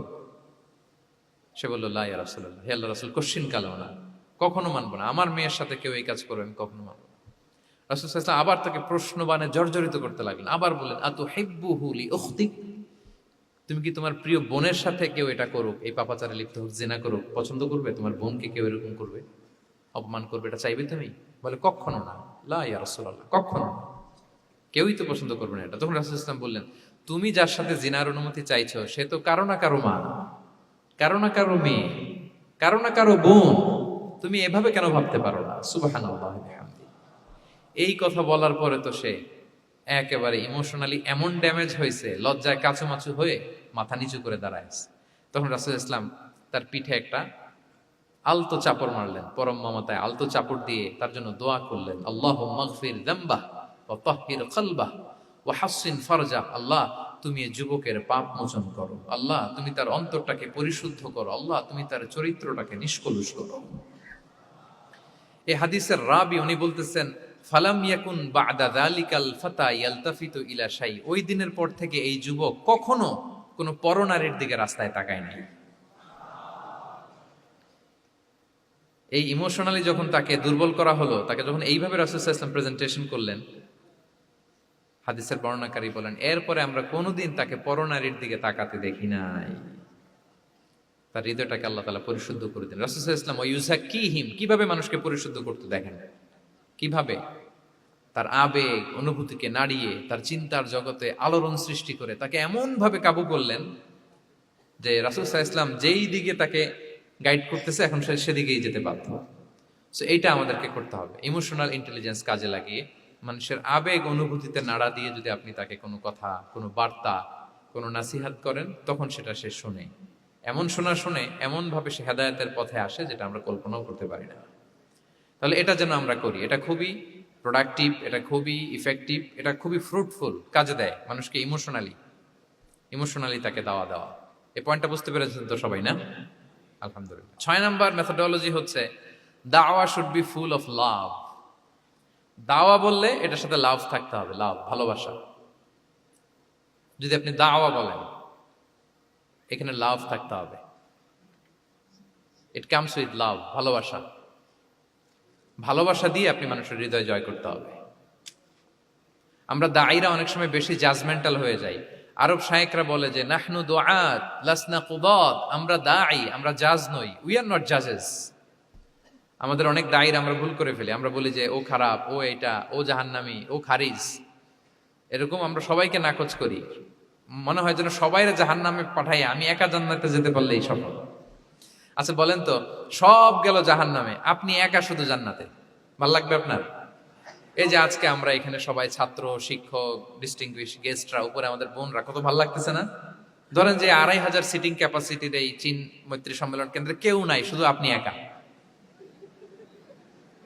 এই বিশাল হল রুমে কেউ নাই, আপনি একা, ভাল লাগবে? তো সবাইকে জাহান্নামে পাঠিয়ে শুধু আমি জান্নাতে গেলে এটা আমার ভাল লাগবে না ওই জান্নাতে। So, আমরা কিভাবে আমাদের জান্নাতের দলকে ভারী করতে পারি, এই চেষ্টাটা আমাদের বেশি বেশি করতে হবে, কি বলেন? তাহলে দাওয়া should be full of love, কারণ ভালোবাসা দিয়ে যা জয় করা যায়, কঠোরতা দিয়ে তা পারা যায় না। ভালোবাসা দিয়ে আপনি যেটা করতে পারবেন, কঠোরতা দিয়ে কখনো সেটা করতে পারবেন। আসুন আমরা হাদিস থেকে শুনি, সিরাত থেকে শুনি। আল্লাহর হাবিব সাল্লাল্লাহু আলাইহি ওয়াসাল্লাম মসজিদে নববীতে বসে আছেন সাহাবাদেরকে নিয়ে। হঠাৎ এক বেদুইনের আগমন। বেদুইন মানে যার মধ্যে নগর জীবনের কোনো নিয়ম কানুন সে দেখেনি, জানে না, বুঝে না। সিভিলাইজেশন বলতে যেটা বুঝি, ভদ্রতা, কার্টিসি, ম্যানার, এটা সে শিখেনি। এরকম এক বেদুইন অনেক দূর পল্লী থেকে মদিনার মসজিদে নববীতে এসেছে, কিন্তু সে ইসলাম ধর্ম গ্রহণ করেছে, মুসলিম। তো মসজিদে ঢুকে সে 2 রাকাত নামাজ পড়তেছে, এসে যে রাসূলকে সালাম দিবে, কথা ওই কার্টিসিটাও নাই। রাসূল সাল্লাল্লাহু আলাইহি ওয়াসাল্লাম বসা ওইদিকে সাহাবাদের নিয়ে, সে তার মতো এসে এক জায়গায় মসজিদের সাথে তার উট বেঁধে সে 2 রাকাত নামাজ পড়ে দোয়া করতেছে আল্লাহর কাছে। কি দোয়া জানেন? দোয়ার মধ্যেও কাটিসি নাই। দোয়াতে বলে, ইয়া আল্লাহ, আল্লাহুম্মা আরহামনি ওয়ারহাম মুহাম্মাদা ওয়ালা তারহাম মা'ানা আহাদা। মানে আল্লাহ, তুমি শুধু আমারে রহম করো আর মুহাম্মদ সাল্লাল্লাহু আলাইহি ওয়াসাল্লামের রহম করো, আমাদের সাথে আর কাউরে রহম করো না তুমি। বেদুইন, তার মধ্যে আদাবু দোয়া, দোয়ার যে একটা এটিকেটস আছে, এটা তো তার জানা নাই। দোয়ায় অন্যদের জন্য দোয়া করলে যে নিজের লাভ, এটা সে জানতো না। আমি যদি বলি যে আল্লাহ এই ভাইদেরকে তুমি কবুল করো, তখন ফেরেশতারা বলে আল্লাহ যিনি দোয়া করতেছে আগে তাকে তুমি কবুল করো। কেউ অসুস্থ, আমি যদি বলি আল্লাহ আমার এই ভাইকে তুমি সুস্থ করো, আল্লাহর ফেরেশতারা বলে আল্লাহ যিনি দোয়া করলেন আগে তার রোগ বালাই থাকলে আগে তাকে সুস্থ করো। তো এই যে দোয়ার এটিকেটস, আদাব ও দোয়া, এটা সে জানতো না। সে দোয়া করতেছে আল্লাহুম্মা আরহামনি ওয়ারহাম মুহাম্মাদা ওয়ালা তারহাম মা'ানা আহাদা, শুধু আমারে রহম করো, মুহাম্মদ সাল্লাল্লাহু আলাইহি ওয়াসাল্লাম রহম করো, আর কাউরে না। তো রাসূল সাল্লাল্লাহু আলাইহি ওয়াসাল্লাম দূর থেকে দেখতেছেন এই দোয়া, আর বলতেছেন যে হায় রে, একটা প্রশস্ত জিনিসকে সে সংকীর্ণ বানায় ফেললো। আল্লাহর কাছে কি রহমের কোনো কমতি বা ঘাটতি আছে? নাই। সে তো দোয়াতে সবাইকে ইনক্লুড করতে পারতো। তো রাহমাতাল লিল আলামিন আল্লাহর হাবিব সাল্লাল্লাহু আলাইহি ওয়াসাল্লাম তিনি বুঝতে পেরেছেন যে এই লোকটা আসলে বেদুইন, তার মধ্যে ওই কার্টিসি নাই। তো তিনি ফলো করতে লাগলেন যে দেখি লোকটা কি করে। তো লোকটা দোয়া টোয়া করেই এবার যে মসজিদের এক কর্নারে বসে ওখানেই পেশাব করা শুরু করলো। মানে কোনো কার্টিসি, নিয়ম, ভদ্রতা তার জানা নাই। তো তাকে পেশাব করতে দেখে বাকি লোকেরা তো তাকে ধরতে গেল, মারতে গেল। রাসূল সাল্লাল্লাহু আলাইহি ওয়াসাল্লাম বললেন, দাউ, রাখো রাখো, আরে থামো থামো, ওকে কাজ সারতে দাও, ওকে ওর কাজ সারতে দাও। কারণ আপনারা এটা ভালো জানেন যে ওয়াশরুম সারা অবস্থায় যদি কেউ বাইরে থেকে জোরে ডাক দেয় তাহলে অবস্থা খারাপ আছে, ঠিক কিনা বলেন? কেউ টয়লেট সারতেছে ওয়াশরুমে, তখন যদি আপনি জোরে নক করেন এটা তার ক্ষতি হয়, কারণ আগে তাকে ওইটা পাস করতে হবে স্মুথলি। এটাও একটা এটিকেটস যে কেউ ওয়াশরুমে গেল, আমাকেও যেতে হবে, তো আমি যে বারবার ডিস্টার্ব না করে ওখানে একটু পায়চারা করতে পারি, একটু হালকা মৃদু শব্দে কাশি দিতে পারি, বা আমি যে বাইরে আছি, সামওয়ান ইজ ওয়েটিং আউটসাইড, এটা তাকে বুঝাতে পারি। কিন্তু অনেকে যে কি করে, ধাম ধাম করার যখন শুরু করে, ওই বেচারার তো অবস্থা টাইট। এটা যেন আমরা না করি, এই শিক্ষাটা কিন্তু এই হাদিস থেকে পাই। রাসূল সাল্লাল্লাহু আলাইহি ওয়াসাল্লাম বললেন, দাউ দাউ, রাখো রাখো, আরে ছাড়ো ছাড়ো, ও তো এখন করতেছে, ইউরিন পাস করতেছে, রাখো, ওটাও সারুক, আগে সারুক, আমরা পরে ডিল করি। তো সবাইকে তিনি থামালেন, ও সারলো। এবার রাসূল সাল্লাল্লাহু আলাইহি ওয়াসাল্লাম বললেন, এবার তোমরা যে ওয়া হারিকু আলা বাউলিহি সাজলান মিন মা, যেহেতু মসজিদে নববীর ফ্লোর ছিল বালুর ফ্লোর, শুকিয়ে যাবে, বললেন যে ওর পেশাব করা জায়গার উপর 1 বালতি পানি ঢেলে দাও। সাহাবারা দিল। আর এই বেদুইন লোককে রাসূল সাল্লাল্লাহু আলাইহি ওয়াসাল্লাম কাছে টেনে নিলেন, যে তাকে খুব ভালোবাসা দিয়ে বললেন, কি অবস্থা তোমার, কোত্থেকে আসছো, সব খোঁজ খবর নিয়ে বললেন যে তুমি যে এইখানে নামাজ পড়লা, এরপরে আবার এই কাজটা সারলা, তুমি কি জানো এইখানে আল্লাহর জিকির করা হয়, এটা আমাদের ইবাদতগাহ, এখানে আমরা রবের জিকির করি, তার কাছে ফরিয়াদ করি, সবাই মিলে এই কমিউনিটির সবাই এখানে আসে, এই কমিউনিটির মদিনার কমিউনিটির সবাই মিলে নারী পুরুষ নির্বিশেষে আমরা এসে এখানে আল্লাহর কাছে ফরিয়াদ করি, দোয়া করি, এবাদত করি, কোরআন তেলাওয়াত করি। এটা আমাদের এবাদত গা। এইখানে কি এমন কাজটা করা তোমার ঠিক হলো? সে তো লজ্জায় কাচুমাচু হয়ে রাসূল সাল্লাল্লাহু আলাইহি ওয়াসাল্লামের কাছে ক্ষমা চেয়ে গেছে। সুবহানাল্লাহ বিহামদি। একটা কঠিন পরিস্থিতিকে ভালোবাসা দিয়ে রাসূল সাল্লাল্লাহু আলাইহি ওয়াসাল্লাম কোথায় নিয়ে যেতেন, এটাকে পুরো হিস্ট্রি পাল্টে দিতেন, সিনারিও পাল্টে দিতেন। সাহাবারা অবাক হলো, তারাও শিখলো যে না, এরকম করা যাবে না। তখন তাকে এইভাবে ডিল করলেন। আর সাহাবারা যারা রাগারাগি করেছিল, সাহাবীদেরকে রাসূল সাল্লাল্লাহু আলাইহি ওয়াসাল্লাম বললেন, ফাইন্নামা বুইসতুম মুয়াসসিরিন ওয়া লাম তুবআসু মুআসসিরিন। মনে রেখো, তোমরা সহজপন্থী হয়ে প্রেরিত হয়েছো, তোমরা কঠিন কট্টরপন্থী হয়ে জটিলপন্থী হয়ে প্রেরিত হও নাই। তোমরা কোনো কাজকে জটিল ভাবে সমাধানের দিকে যেও না, সহজ করে সলভ করবা। সুবহানাল্লাহ, সুবহানাল্লাহ বিহামদি। তাহলে দেখেন, ভালোবাসা দিয়ে রাসূল সাল্লাল্লাহু আলাইহি ওয়াসাল্লাম ওই বেদুইনকে যেভাবে আদব শিক্ষা দিলেন, তার হৃদয় জয় করলেন, কঠোরতা দিয়ে পারা যেত? বলেন তো, পারা যেত? পারা যেত না। তো 6 নাম্বার দাওয়া মেথোডোলজি হচ্ছে, দাওয়া should be full of love, full of love, full of well wishes. আপনি শুভকামনা, ভালোবাসা, এটা দিয়ে আপনি মানুষের হৃদয়ে যতটুকু জায়গা পাবেন, কঠোরতা দিয়ে পাবেন না। আরেকটা ছোট্ট উদাহরণ দেই। সুমামা ইবনে উসাল রাদিয়াল্লাহু তাআলা আনহু, উনি ইয়ামামার অধিপতি ছিলেন, অধিপতি। রাসূল সাল্লাল্লাহু আলাইহি ওয়াসাল্লামকে হত্যা করতে এসেছিলেন গোপনে। কি করতে? হত্যা করতে। কি করতে বলেন সবাই? হত্যা করার জন্য এসেছিলেন। কিন্তু দুর্ভাগ্যক্রমে হত্যা করতে এসে সে ধরা পড়ে গেছে সাহাবীদের হাতে, হত্যার করতে পারে নাই সুমামা ইবনে উসাল। তো সাহাবীরা তাকে ধরে মসজিদে নববীর পিলারের সাথে বেঁধে রাখলো, বেঁধে রাসূল সাল্লাল্লাহু আলাইহি ওয়াসাল্লামকে ডাকলো। তারা বলল, যে ইয়া রাসূলুল্লাহ, দেখেন ইয়ামামা থেকে আসছে সুমামা ইবনে উসাল আপনাকে হত্যা করবার জন্য, তাকে আমরা ধরে ফেলেছি, আমরা বেঁধে রেখেছি। রাসূল সাল্লাল্লাহু আলাইহি ওয়াসাল্লাম তার কাছে যে তার খোঁজ খবর নিলেন প্রথম দিন, এবং তার সামনে যথারীতি তাওহীদ এবং রিসালার দাওয়াত দিলেন। ফিরে আসলেন, ফিরে এসে সাহাবাদেরকে বললেন, তোমাদের ঘরে ভালো রুটি আছে কার কাছে? রুটির কালেকশন, আটা পিষে রুটি বানাতে পারবে। একজন বললো আমি। বললো যে এটা সুমামাকে দিয়ে আস। তো দিয়ে আসলো। আরেকজন বললো ভালো তাজা খেজুর আছে কার কাছে? এক সাহাবী বললেন আমার কাছে। রাসূল ইসলাম বললেন যাও, এটা সুমামাকে দিয়ে আস। দিয়ে আসলেন। এরপরের দিন রাসূল ইসলাম যে আবার ইসলামের সৌন্দর্য, হ্যাঁ, মাহাসিনু আহকামি শারিয়া, ইসলামী শারিয়ার যে বিউটি অফ ইসলাম, এটা তুলে ধরলেন, ইসলামের যৌক্তিকতা তুলে ধরলেন। সে অবাক হতে লাগলো যে কিরে, যুদ্ধবন্দীদের সাথে মুহাম্মদ সাল্লাল্লাহু আলাইহি ওয়াসাল্লাম এবং তার অনুসারীরা এরকম আচরণ করে? সে তো যুদ্ধবন্দী, এত সুন্দর আচরণ। তাকে আবার ইসলামের সুশীতল বাণীগুলোর প্রতি আহ্বান করে রাসূল ইসলাম বাড়িতে এসে এবার নিজের যে উট আছে, উটকে যে পালে, সে রাখালকে বলল, তুমি উটের দুধ দহন করে তাকে কিছু দুধ দিয়ে আসো। সুবহানাল্লাহ। আসছিল রাসূল সাল্লাল্লাহু আলাইহি ওয়াসাল্লামকে কি করতে? হত্যা করতে। তো তাকে ওটের গরম দুধ দিয়ে আসা হলো, সে পেট ভরে খেলো। তৃতীয় দিন এবার রাসূল সাল্লাল্লাহু আলাইহি ওয়াসাল্লাম যে ইসলামের যে ভবিষ্যৎ, ইসলাম মানলে যে জান্নাতে থাকা যাবে, এগুলো সব বললেন, এবং তাকে আরো অনেক মেহমানদারি করলেন, আপ্যায়ন করলেন। 3 দিন যখন রাসূল সাল্লাল্লাহু আলাইহি ওয়াসাল্লাম ইসলামকে তার সামনে এভাবে প্রেজেন্ট করলেন, আপ্যায়ন করলেন, ভালো আচরণ দেখালেন, সে অবাক হয়ে গেল। আল্লাহ তাআলা তার হৃদয়টাকে নূর দিয়ে আলোকিত করে দিলেন। 3 দিন পর রাসূল সাল্লাল্লাহু আলাইহি ওয়াসাল্লাম সাহাবীদেরকে ডেকে বললেন, যাও সুমামা ইবনে উসালের হাত পা গুলো যে রশি দিয়ে বেঁধে রেখেছো ছেড়ে দাও, রশিগুলো খুলে দাও। সাহাবারা বলেন কি ইয়া রাসূলুল্লাহ, সে তো খুনি, সে সুযোগ পেলেই তো অ্যাসাসিনেট করতো, তার রশি, হাতের রশি খুলে দিত, আপনাকে মেরে ফেলবে। আল্লাহ রাসূল সাল্লাল্লাহু আলাইহি ওয়াসাল্লাম বললেন, না, আমি যা জানি তোমরা সেটা জানো না, যেটা বলেছি তাই করো। মসজিদে নববীর পিলারের সাথে তাকে যে বেঁধে রেখেছো, রশি খুলে দাও, হাত পা খুলে দাও। আল্লাহর হাবিব সাল্লাল্লাহু আলাইহি ওয়াসাল্লামের নির্দেশ মোতাবেক সাহাবারা ওনার হাত খুলে দিলেন, পা খুলে দিলেন। সুমামা ইবনে উসাল কারোর সাথে কথা না বলে, তার বাড়ি তো ইয়ামামা, সেখানেও ফিরে গেলেন না, অন্য কোনো শহরেও গেলেন না। তিনি মদিনা থেকে অনতি দূরে একটা খেজুরের বাগান আছে, ওখানে কুয়া আছে, উনি যে ওই কুয়ার পানি দিয়ে গোসল করলেন। গোসল করে পবিত্র হয়ে মসজিদে নববীতে রাসূল সাল্লাল্লাহু আলাইহি ওয়াসাল্লামের কাছে ফিরে আসলেন, আর এসেই ঘোষণা দিলেন, আশহাদু আল্লা ইলাহা ইল্লাল্লাহ ওয়া আশহাদু আন্না মুহাম্মাদার রাসূলুল্লাহ। সুবহানাল্লাহ, সুবহানাল্লাহ। তিনি বললেন যে আমি সাক্ষ্য দিচ্ছি আল্লাহ ছাড়া কোনো ইলাহ নেই, আরো সাক্ষ্য দিচ্ছি যে মুহাম্মদ আপনি আল্লাহর প্রেরিত বান্দা এবং রাসূল। এবার তিনি বললেন, মুহাম্মদ, আপনার চেহারার চাইতে অপছন্দের চেহারা পৃথিবীতে আর দ্বিতীয়টা আমার কাছে ছিল না, কিন্তু আজকের পর থেকে আপনার চেয়ে প্রিয় চেহারা, আপনার চেহারার চেয়ে প্রিয় কোনো চেহারা আমার কাছে আর নাই। ইসলামের চেয়ে অপছন্দনীয় ধর্ম আমার কাছে আর ছিল না, কিন্তু আজ থেকে ইসলামের চেয়ে পছন্দনীয় কোনো ধর্ম আমার কাছে নাই। মদিনার চেয়ে অপছন্দের শহর আমার কাছে ছিল না, আজ থেকে মদিনার চেয়ে কোনো প্রিয় শহর আমার কাছে নাই। সুবহানাল্লাহ। উনি গমের বড় ডিলার ছিলেন, গম ব্যবসা করতেন। উনার থেকে গম নিয়ে মক্কায় মুশরিকরা চলতো। তিনি ঘোষণা দিলেন, আজকে থেকে আমার এলাকার কোনো গম মক্কায় যাবে না। এবার মক্কাবাসী পড়ছে বিপদে, গম ছাড়া তো তারা খেতেও পারবে না। তারা আল্লাহর হাবিব সাল্লাল্লাহু আলাইহি ওয়াসাল্লামের কাছে চিঠি লিখে পাঠালেন যে, মুহাম্মদ, তোমার এই যে নতুন অনুসারী, সে যদি গম না দেয় আমাদের তো অবস্থা খারাপ।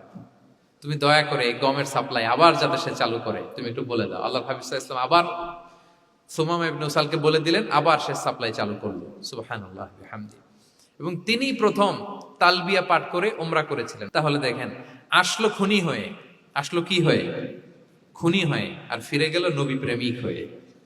সুবহানাল্লাহ। এটা কিভাবে সম্ভব হয়েছে? রাসূল সাল্লাল্লাহু আলাইহি ওয়াসাল্লামের উদারতা, ভালোবাসা। তাহলে আপনি যদি দাওয়ার কথা বলেন আমাকে, দাওয়া should be full of love. কারণ ভালোবাসা দিয়ে যা জয় করা যায়, কঠোরতা দিয়ে সেটা পারা যায়। 7 নাম্বার হচ্ছে, 7 নাম্বার, রাসূল সাল্লাল্লাহু আলাইহি ওয়াসাল্লাম যদি কাউকে কারেকশন করতে চাইতেন, কখনো তাকে অপমান করতেন না, অন্যের সামনে তার নাম নিতেন না, নাম না নিয়ে তাকে শুধরে দিতেন। এটা দাওয়ার আরেকটা মেথডোলজি। কেউ কোনো ভুল কাজ করলে তার নাম ধরে অন্যের সামনে লজ্জিত করতেন না। আমরা কিন্তু অনেক সময় করে ফেলি, করি না? অন্যের সামনে মানুষকে কারেক্ট করি, এটা ঠিক না। The way he use to correct others, আপনি যদি সিরাতের দিকে তাকান, সুবহানাল্লাহ, কিভাবে উনি অন্যকে কারেকশন দিতেন, নাম উল্লেখ করতেন না। আমরা এটা অনেক ভুল করি। আমি এই জন্য খুব দুঃখিত এবং লজ্জিত। আমাদের দাওয়া অঙ্গনে আপনি ইউটিউব খুললে দেখবেন যে অনেক দায়ীরা, এক দায়ী আরেক দায়ীকে তুচ্ছ-তাচ্ছিল্য করছে, তার নাম নিয়ে তাকে ছোট করা, তাকে খারিজ করা, তাকে নাকচ করা, সে জাহান্নামী, সে কাফের, সব ইসলামের ঠিকাদারি উনি একা নিজে নিয়ে বসে আছে, আর বাকি যা আছে সব খারিজ। এইটা রাসূল সাল্লাল্লাহু আলাইহি ওয়াসাল্লামের দাওয়ার সাথে যায় না। বরং কেউ যদি কোনো ভুল কিছু বলে, ভুল করে, আপনি যদি মনে করেন যে না তার এটা ভুল, আমারটা সঠিক, তো আপনার নিয়ম হচ্ছে আপনি সঠিকটা প্রচার করা। তাহলে কেউ যদি ভুল করে থাকে তারও টনক নড়বে, বাকিরাও সঠিকটা জেনে যাবে। এটা হচ্ছে রাসূল সাল্লাল্লাহু আলাইহি ওয়াসাল্লামের দাওয়া মেথডোলজি। তিনি কখনো কারো নাম ধরে অন্যের সামনে, মানুষের সামনে তাকে লজ্জা দিতেন না, তাকে কারেক্ট করতে যেতেন না। এটা ছিল রাসূল সাল্লাল্লাহু আলাইহি ওয়াসাল্লামের বৈশিষ্ট্য। আসুন আমরা সিরাত থেকে দেখি, হাদিস থেকে দেখি। আল্লাহর হাবিব সাল্লাল্লাহু আলাইহি ওয়াসাল্লাম উনি রাতে দিনে কি কি আমল করতেন, গোপন আমল, এগুলো জানার জন্য 3 জন সাহাবী রাসূল সাল্লাল্লাহু আলাইহি ওয়াসাল্লামের স্ত্রীদের কাছে গেলেন। যে জিজ্ঞেস করলেন যে আপনারা আমাদেরকে বলুন যে রাসূল সাল্লাল্লাহু আলাইহি ওয়াসাল্লাম রাতে কি আমল করে, দুপুরে কি আমল করে, বিকেলে কি আমল করে। তো আমাদের আম্মা জানেরা, রাসূল সাল্লাল্লাহু আলাইহি ওয়াসাল্লামের প্রিয়তমা স্ত্রীরা বললেন যে উনি রাতে এরকম তাহাজ্জুদ, দুপুরবেলা এরকম তেলাওয়াত, এই সময় নফল নামাজ, এই সময় এটা এটা এটা করে। আল্লাহর হাবিব সাল্লাল্লাহু আলাইহি ওয়াসাল্লামের পুরো আমলের ফিরিস্তি যখন শোনানো হলো, কাআন্নাহুম তাকাল্লুহা, তাদের কাছে এটা একটা কম মনে হলো পরিমাণে। তারা ভাবছিল হয়তো আরো বেশি করে।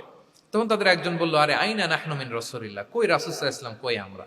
রাসূল সাল্লাল্লাহু আলাইহি ওয়াসাল্লামের ব্যাপারে আল্লাহ বলেছেন, কদ গুফিরা লাহু মা তাকাদ্দামা মিন যামবিহি ওয়া মা তাআখার, রাসূল সাল্লাল্লাহু আলাইহি ওয়াসাল্লামের আগের পরের সব গুনাহ মাফ। আদতে তো ওনার কোনো গুনাহই নাই, তারপরও একটা স্পেশাল স্ট্যাটাস হচ্ছে আপনার আগের পরের সব গুনাহ মাফ। তো তারা বলল, যেই মহান ব্যক্তির, যেই নবীর আগের পরের সব গুনাহ মাফ বলে ঘোষণা দেওয়া হয়েছে, তার সাথে তো আমাদের তুলনা করলে হবে না, আমাদের তো বেশি আমল করতে হবে। রাসূল সাল্লাল্লাহু আলাইহি ওয়াসাল্লাম হয়তো এই জন্য এই স্ট্যান্ডার্ড মেনটেন করেন না, এরকম করলে তো আমরা মাফ পাবো না আল্লাহর কাছে। ভালো চিন্তা থেকেই তারা ভাবছেন যে না, আমাদের আমল আসলে কম হয়ে যাচ্ছে, বাড়াইতে হবে। রাসূল সাল্লাল্লাহু আলাইহি ওয়াসাল্লামের কথা ভিন্ন, আমাদের বাড়াইতে হবে। তো কি করতে হবে?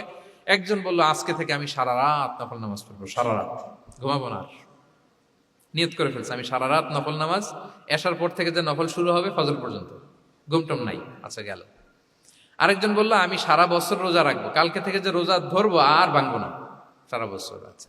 আরেকজন বলল, আমার কয়েকজন স্ত্রী আছে, আমি আর স্ত্রীদের কাছে যাব না, আমি এখন থেকে সন্ন্যাসী, বৈরাগী জীবন যাপন করব, আমি আর কোনো নারীর কাছে যাচ্ছি না। তো এই ঘোষণা যখন তারা দিয়ে ফেলছে, এটা রাসূল সাল্লাল্লাহু আলাইহি ওয়াসাল্লামের কান পর্যন্ত যেয়ে পৌঁছালো। আল্লাহর হাবিব সাল্লাল্লাহু আলাইহি ওয়াসাল্লাম এটা শুনে ফেললেন। শুনে রাসূল সাল্লাল্লাহু আলাইহি ওয়াসাল্লাম এটা অপছন্দ করলেন, কারণ এটা তো রাইট ট্র্যাক না, ওনারা ভুল করতেছে। তো একটা ভরা মজলিসে রাসূল সাল্লাল্লাহু আলাইহি ওয়াসাল্লাম বললেন, আনতুমুল্লাযীনা কুলতুম কাযা ওয়া কাযা, শুনলাম তোমাদের মধ্যে কে কে নাকি এমন এমন বলছো। সুবহানাল্লাহ। তিনি বলতে পারে, এই আব্দুল্লাহ দাঁড়াও, এই আব্দুর রহমান স্ট্যান্ড আপ, এই দাঁড়াও, তুমি নাকি এটা বলছো, তুমি এটা বললে তো ওনারা লজ্জা পেতেন না? সবার সামনে লজ্জা পেতেন। উনি এটা না করে কাজ হাসিল হয়ে যাচ্ছে, বললেন আনতুমুল্লাযীনা কুলতুম কাযা ওয়া কাযা। অনেক বর্ণনা এরকম পাওয়া যায়, মা বালু আকওয়ামিন ইয়াফআলুনা কাযা ওয়া কাযা, মা বালু আকওয়ামিন ইয়াকুলুনা কাযা ওয়া কাযা। তাদের কি হলো, তারা এমন এমন বলে, তাদের হলোটা কি, তারা এমন এমন বলে। এইভাবে তিনি শুধরে দিতেন। তো বললেন, তোমাদের মধ্যে কেউ কেউ নাকি এটা বলে, এটা বলে, এই ওই তিনজনের তো টনক নড়ে গেছে, আর বাকিরা শুনতেছে। তখন রাসূল সাল্লাল্লাহু আলাইহি ওয়াসাল্লাম বললেন, না, এটা ঠিক নয়। আমি তোমাদের মধ্যে থেকে সবচেয়ে বেশি মুত্তাকি, সবচেয়ে বেশি বুজুর্গ। ওয়াল্লাহি ইন্নী লা আখশাকুম লিল্লাহি ওয়া আতকাকুম লাহু। আমি তোমাদের মধ্যে থেকে আল্লাহকে সবচেয়ে বেশি ভয় পাই। বলেন তো, রাসূল সাল্লাল্লাহু আলাইহি ওয়াসাল্লামের চেয়ে বেশি আল্লাহকে ভয় পাওয়া কারো পক্ষে সম্ভব? আল্লাহর হাবিব সাল্লাল্লাহু আলাইহি সাল্লামের চেয়ে বেশি মুত্তাকি হওয়া কারো পক্ষে সম্ভব? আমার নবীর চাইতে শ্রেষ্ঠ হওয়া সম্ভব? তার যে স্ট্যান্ডার্ড ইবাদতের, এটারে ছাড়া যাওয়া সম্ভব? সম্ভব না। তো তিনি বললেন যে আমি রাত্রিবেলা ঘুমাই আসার পরে, আবার শেষ রাতে তাহাজ্জুদও করি। ঘুমও আছে, নামাজও আছে, ব্যালেন্স। আমি সোম বৃহস্পতিতে রোজা রাখি, সপ্তাহের বাকি দিনগুলোতে খাই। আবার আমার অনেক 9 জন স্ত্রী তো অ্যাট এ টাইমে ছিল, আমি স্ত্রীদের সাথে মেলামেশাও করি। তো আমি এগুলো সব ঠিক রেখে আল্লাহর সবচেয়ে প্রিয় মুত্তাকি হইতে সমস্যা হলো না। তোমাদের এত সমস্যা কোথায়? তোমাদের সমস্যা কোথায়? আমার চেয়ে শ্রেষ্ঠ যদি কেউ কিছু করতে চাও, এটা হবে না। আমি হচ্ছি স্ট্যান্ডার্ড। সুবহানাল্লাহ। দেখেন, এইভাবে যখন বললেন, ঠিক করে দিলেন যে তোমরা কে কে জানি এরকম নিয়ত করছো, এটা ভুল করেছো, বরং শুদ্ধ হবে এটা। ওই তিনজনের টনক নড়ে গেছে, তারা শুধরে নিয়েছেন, আর বাকিরা সঠিক মেসেজটা, সঠিক নির্দেশনাটা জেনে গেল। তাহলে ওনাদেরকে কারেকশন করা হয়ে গেছে না অলরেডি? বলেন তো, ওনারা যে ভুল করছে, কারেকশন হয়েছে কিনা? কিন্তু তাদেরকে অপমান করা হয়েছে। এই ভুলটা আমরা অনেক সময় করি। অন্যের সামনে, কখন নিজের ছেলেকে, নিজের স্ত্রীকে, বন্ধুকে, অন্যের সামনে এইভাবে আমরা যেন কারেক্ট না করি। কাউকে সংশোধন করতে চাইলে আল্লাহর হাবিব সাল্লাল্লাহু আলাইহি সাল্লামের দেখানো পথেই যেন আমরা সংশোধন করি। এটা হচ্ছে এই হাদিসের 1 নম্বর শিক্ষা। আরেকটা শিক্ষা হচ্ছে ব্যালেন্স লাইফস্টাইল, ব্যালেন্স অ্যাপ্রোচ। আমরা জানলাম, অনেকে মনে করে, আমার পরিচিত কয়েকজন লোক আছে, আমি বলছি, তারা থামাইছে কিনা জানি না, আমার কাছে এসে শোনাইতেছে, হুজুর আমি সারা বছর রোজা রাখি। তো আমি বলছি, আপনারা বলছে কি সারা বছর রোজা রাখতে? সারা বছর তো রোজা রাখা নিষেধ, এটাকে সওমে বিসাল বলে, এটা নিষেধ।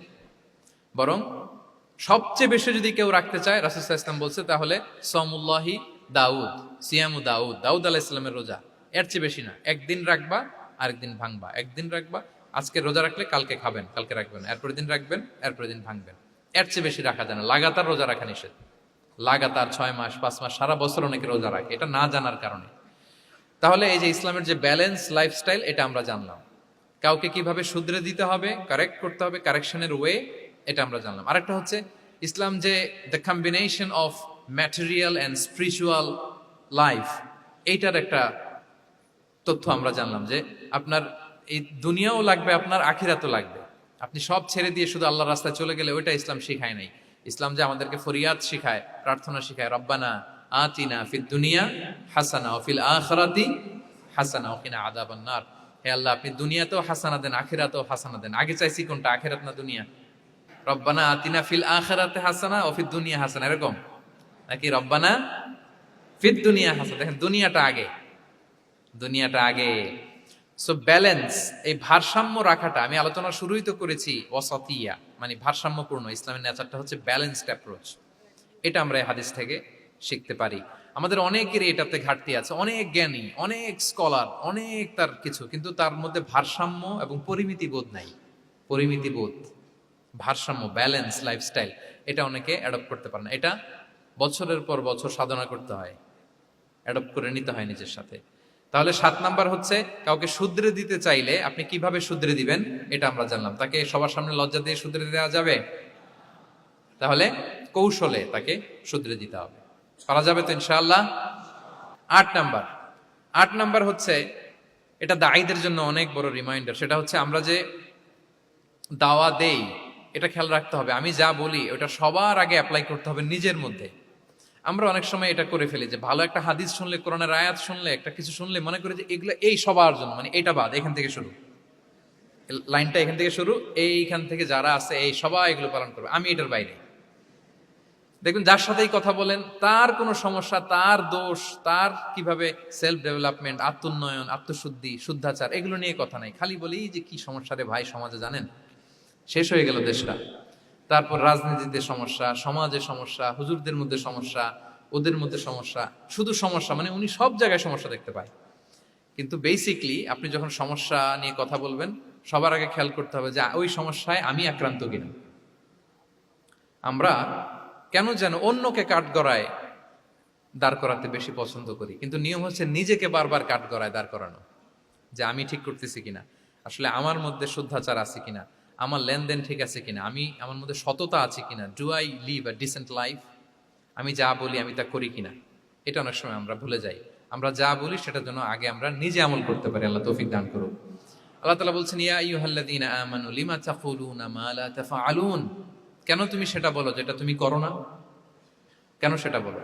সো আমরা যদি দাওয়া কাজ করতে চাই, আমি যে দাওয়াটা দিব বা নাসিহাত দিব বা বার্তাটা রাখবো, সবার আগে যেন এটা নিজের দিকে, ওই তীর তীর যেন নিজের দিকে থাকে, যে না এটা আগে তোমার জন্য, আগে তুমি পালন করো, পাশাপাশি এটা সবার জন্য, এটা যেন আমরা করি। আল্লাহর হাবিব সাল্লাল্লাহু আলাইহি ইসলামের জীবনে যদি আমরা দেখি তাহলে দেখবো উনি যা বলতেন ওটা নিজে আগে বেশি করতেন। আল্লাহু আকবার। উনি ইবাদতের কথা বলতেন, আল্লাহর সামনে নিজেকে সঁপে দেওয়ার কথা বলতেন। আর নিজেকে কিভাবে সঁপে দিতেন দেখেন, তিনি যখন দোয়া করতেন নিজেকে ছোট করতে করতে তিনি আল্লাহরে বলতেন, আল্লাহুম্মা ইন্নী আবদুক ওয়া ইবনু আবদিক ওয়া ইবনু আমাতিক নাসিয়াতি বিয়াদিক, হে আল্লাহ আমি আপনার দাস, আল্লাহ আমি দাসের ঘরের দাস, দাসীর ঘরের দাস। মানে আমার পিতা আব্দুল্লাহ আপনার দাস, আমার মা আমিনা আপনার দাসী। সো আমরা সবাই আপনার গোলামের ঘরের গোলাম। এর চেয়ে তুচ্ছ, ছোট, নগণ্য করে কি আর আল্লাহর সামনে নিজেকে পেশ করা যায় বলেন? এরপর তিনি বলতেন, নাসিয়াতি বিয়াদিক, আল্লাহ আমার মাথার চুলের ঝুঁটি আপনার হাতের মুঠোয়। মাথার চুলের ঝুঁটি হাতের মুঠোয় মানে কি, আপনি ডানে টান দিলে আমি ডানে যেতে বাধ্য, আপনি বাঁয়ে টান দিলে মানে আমার আর কিছু নেই, আল্লাহ সব সঁপে দিলাম আপনার কাছে। কিভাবে নিজেকে তিনি সঁপে দিতেন। তাহাজ্জুদের সালাতে যখন রাতে দাঁড়াতেন, আম্মা জান আয়েশা রাদিয়াল্লাহু তাআলা আনহা বলেন, দাঁড়িয়ে থাকতে থাকতে পা দুইটা ফুলে যেত এরকম, হাত্তা তাতাফাত্তারা কদামা, খুব কষ্ট হতো আল্লাহ রাসূল সাল্লাল্লাহু আলাইহি ওয়াসাল্লামের। তো আম্মা জান আয়েশা বলতেন, ইয়া রাসূলুল্লাহ কদ গুফিরা লাকা মা তাকদ্দামা মিন যামবিকা ওয়া মা তাআখার, আল্লাহ তো বলেছেন আপনার সব গুনাহ মাফ, গুনাই তো নাই, তাও ঘোষণা সব গুনাহ মাফ, এত কষ্ট নিজের দেহের উপর নিজে কেন দেন? আল্লাহর হাবিব সাল্লাল্লাহু আলাইহি ওয়াসাল্লাম বলতেন, আফালা উহিব্বু আন আকুনা আবদান শাকুরা, হ্যাঁ আয়েশা এটা ঠিক, আল্লাহ আমাকে মর্যাদা দিয়েছেন, কিন্তু আমি কি শুকরগুজার বান্দা হতে চাইবো না? আল্লাহর নেয়ামতে যে আমি ভেসে বেড়াই, আল্লাহর নেয়ামতে যে আমি বেঁচে আছি, আল্লাহর অনুগ্রহের কারণে যে আমার এত সম্মান, সে আল্লাহর প্রতি আমি কি নিজেকে পেশ করব না? আফালা উহিব্বু আন আকুনা আবদান শাকুরা, আমি কি শুকরগুজার হব না? আমার রোলটা তো আমাকে প্লে করতে হবে, আমাকে তো উজাড় করে আমার রবের সামনে আমাকে উপস্থাপন করতে হবে। দেখেন, শুধু বলতেন না, করে দেখাতেন। রাতের সালাতে যখন কিয়ামুল লাইল করতেন, কাঁদতে কাঁদতে দাড়ি ভিজে যেত, কাঁদতে কাঁদতে হাত্তা বাল্লাল আরদা হাত্তা বাল্লা লিহিয়াতাহু হাত্তা বাল্লা হাজারাহু, কাঁদতে কাঁদতে জুব্বা ভিজে যেত। সিজদায় পরে যখন থাকতেন কাঁদতে কাঁদতে জমিন ভিজিয়ে ফেলতেন আল্লাহর হাবিব সাল্লাল্লাহু আলাইহি ওয়াসাল্লাম। এভাবে নিজেকে আল্লাহ তাআলার সামনে পেশ করতেন। সো আমরা যারা দাওয়া অঙ্গনে কাজ করি, এটা খুব পিচ্ছিল পথ, এটা খুবই পিচ্ছিল। আমাদের খেয়াল রাখতে হবে যে আমি যা বলি এটা আমি করি কিনা। এটা দায়ীদের জন্য চ্যালেঞ্জিং। সে নিজে একটা ডিসেন্ট লাইফ লিড করা, তার নিজের মধ্যে সততা থাকা, নৈতিকতা থাকা, মোরালিটি, এথিক্স, ভ্যালিউজ নিয়ে যে আমরা বলি, ওই ভ্যালিউজের প্র্যাকটিস যেন আমাদের মধ্যে থাকে। আল্লাহ তাআলা আমাদেরকে তৌফিক দান করুক, আমরা পড়ি আমিন। 9 নম্বরে হচ্ছে কনসিডারেট হওয়া। রাসূল সাল্লাল্লাহু আলাইহি ওয়াসাল্লাম খুবই কনসিডারেট ছিলেন, এটা খুব গুরুত্বপূর্ণ, খেয়াল করে শুনুন। কনসিডারেট মানে খুব উচ্চ বিবেকবোধ সম্পন্ন ব্যক্তিত্ব, খুব বিবেকবোধ সম্পন্ন। আমাদের অনেকের মধ্যে এটা, আমাদের অনেকের সেন্স কাজ করে না। আল্লাহর হাবিব সাল্লাল্লাহু আলাইহি ওয়াসাল্লাম, he was a man of 6 senses, 6টা সেন্স ওনার কাজ করতো। সুবহানাল্লাহ, সুবহানাল্লাহ। কথা বলতেছেন, ওদিকে কি হচ্ছে, ওদিকে সব একসাথে এট এ গ্ল্যান্সে তিনি মেনটেন করতেন। সুবহানাল্লাহ বিহামদি। তো এই উচ্চ বিবেকবোধ সম্পন্ন হইতে হবে দায়ীদের। রাসূল সাল্লাল্লাহু আলাইহি ওয়াসাল্লাম একবার নামাজ পড়াচ্ছেন, পিছনে বাচ্চার কান্নার আওয়াজ, নামাজ ছোট করে দিয়েছেন, একেবারে ছোট, শর্ট করে সিজদা, রুকু, মানে যতটুকু না হলেই না, অতটুকু করে নামাজ শেষ। জিজ্ঞেস করা হলো কেন? বললেন যে আমি দেখলাম একটা ছোট বাচ্চা কাঁদছে, এই বাচ্চার মায়ের বোধহয় খুব কষ্ট হয়ে যাচ্ছে পেছনে, বাচ্চাটাকে সামলাতে মহিলাদের প্রেয়ার হলে মাটার বোধহয় খুব কষ্ট হচ্ছে, এজন্য আমি নামাজটা একটু শর্ট করে দিয়েছি। সুবহানাল্লাহ। আমরা নামাজে দাঁড়ালে দিন দুনিয়ার হুঁশ নেই, কি হচ্ছে না হচ্ছে না, আপনার সব খেয়াল রাখতে হবে। কি হচ্ছে, you are a leader, you are a দাঈ, আপনাকে এটা খেয়াল রাখতে হবে। রাসূল সাল্লাল্লাহু আলাইহি ওয়াসাল্লাম এরকম উচ্চ বিবেকবোধ সম্পন্ন লোক ছিলেন। মুআয ইবনে জাবালকে এক জায়গার মদিনার পাশেই ইমাম করে পাঠালেন, ইমাম। তো ওই এলাকার মুসল্লিরা ছিলেন শ্রমজীবী। কি জীবী? শ্রমজীবী। ওনারা উট দিয়ে পানি নিয়ে খেজুর গাছে পানি সেচ দিত, তারা খুব কষ্ট করে সারাদিন। তো উনি মাগরিবের নামাজে একদিন নামাজ শুরু করলেন, আল্লাহু আকবার বলে সূরা ফাতিহার পরে উনি সূরা বাকারা শুরু করলেন। কোন সূরা? কোরআনের সবচাইতে ছোট সূরা নাকি? হ্যাঁ, আয়াত কত?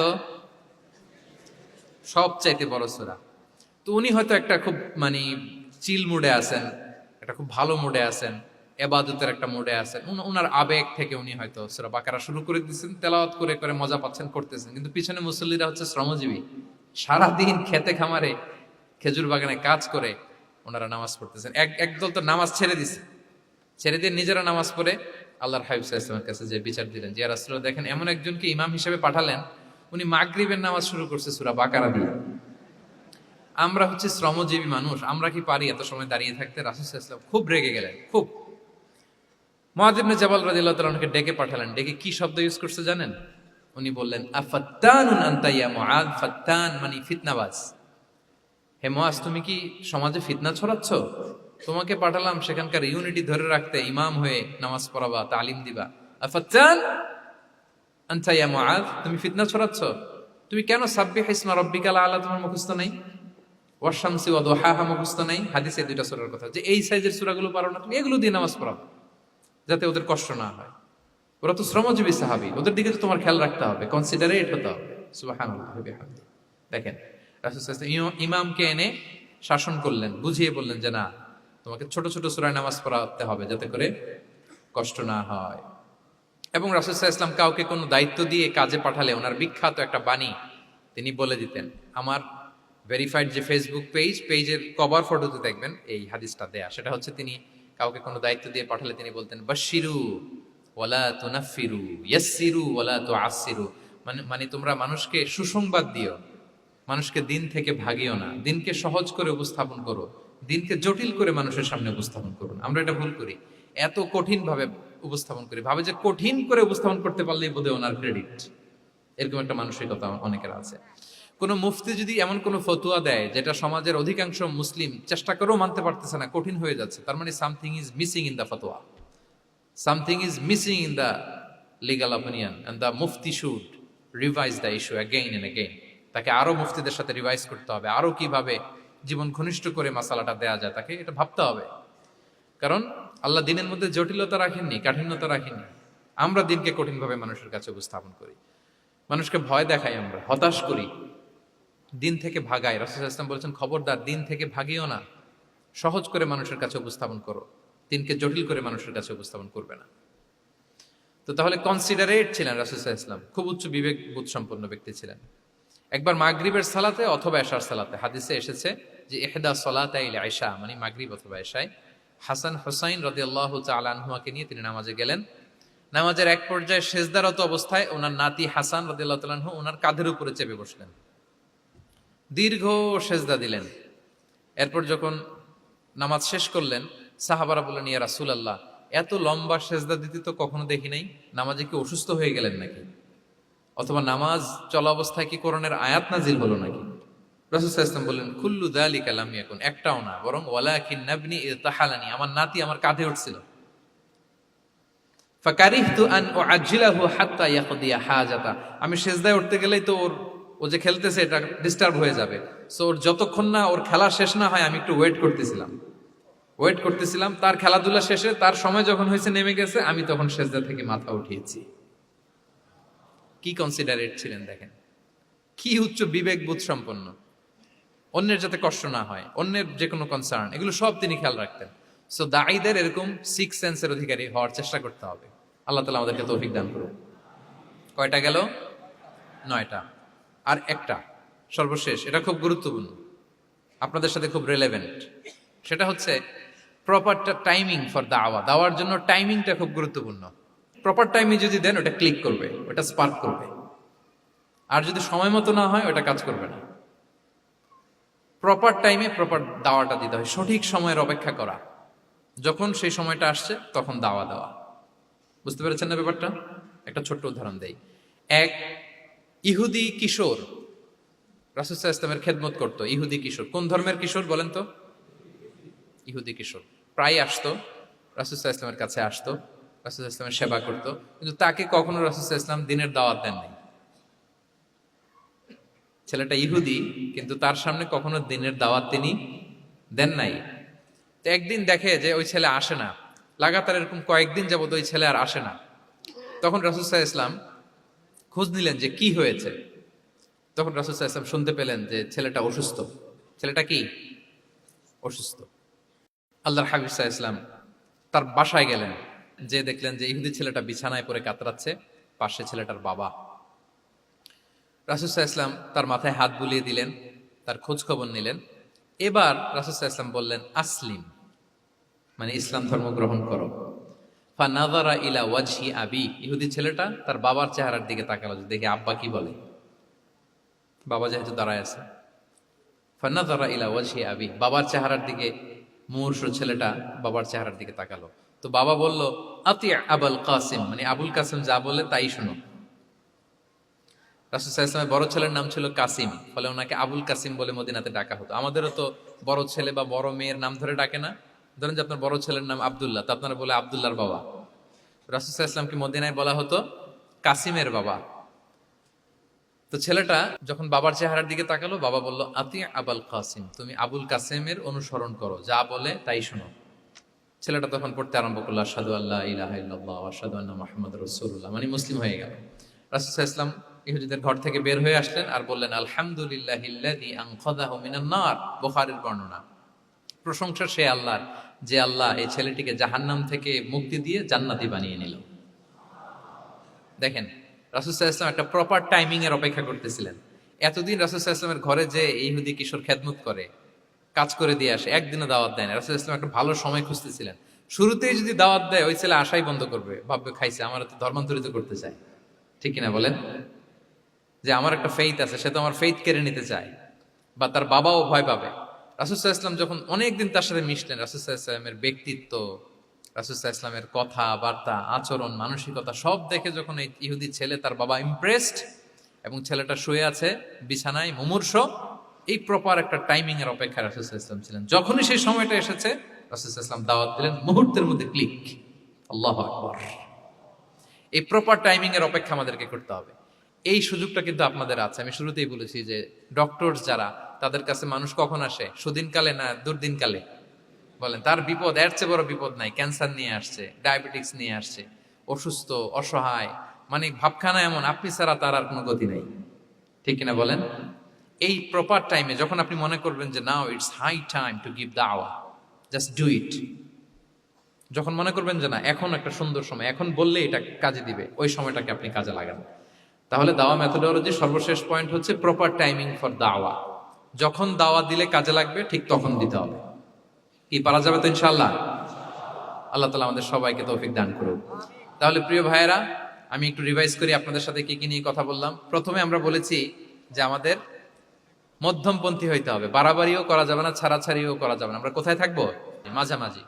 এরপরে আমরা বললাম ওরাল দাওয়ার চেয়ে প্র্যাকটিক্যাল দাওয়া, লিভিং দায়ী হইতে পারলে ওইটার ইফেক্ট অনেক বেশি।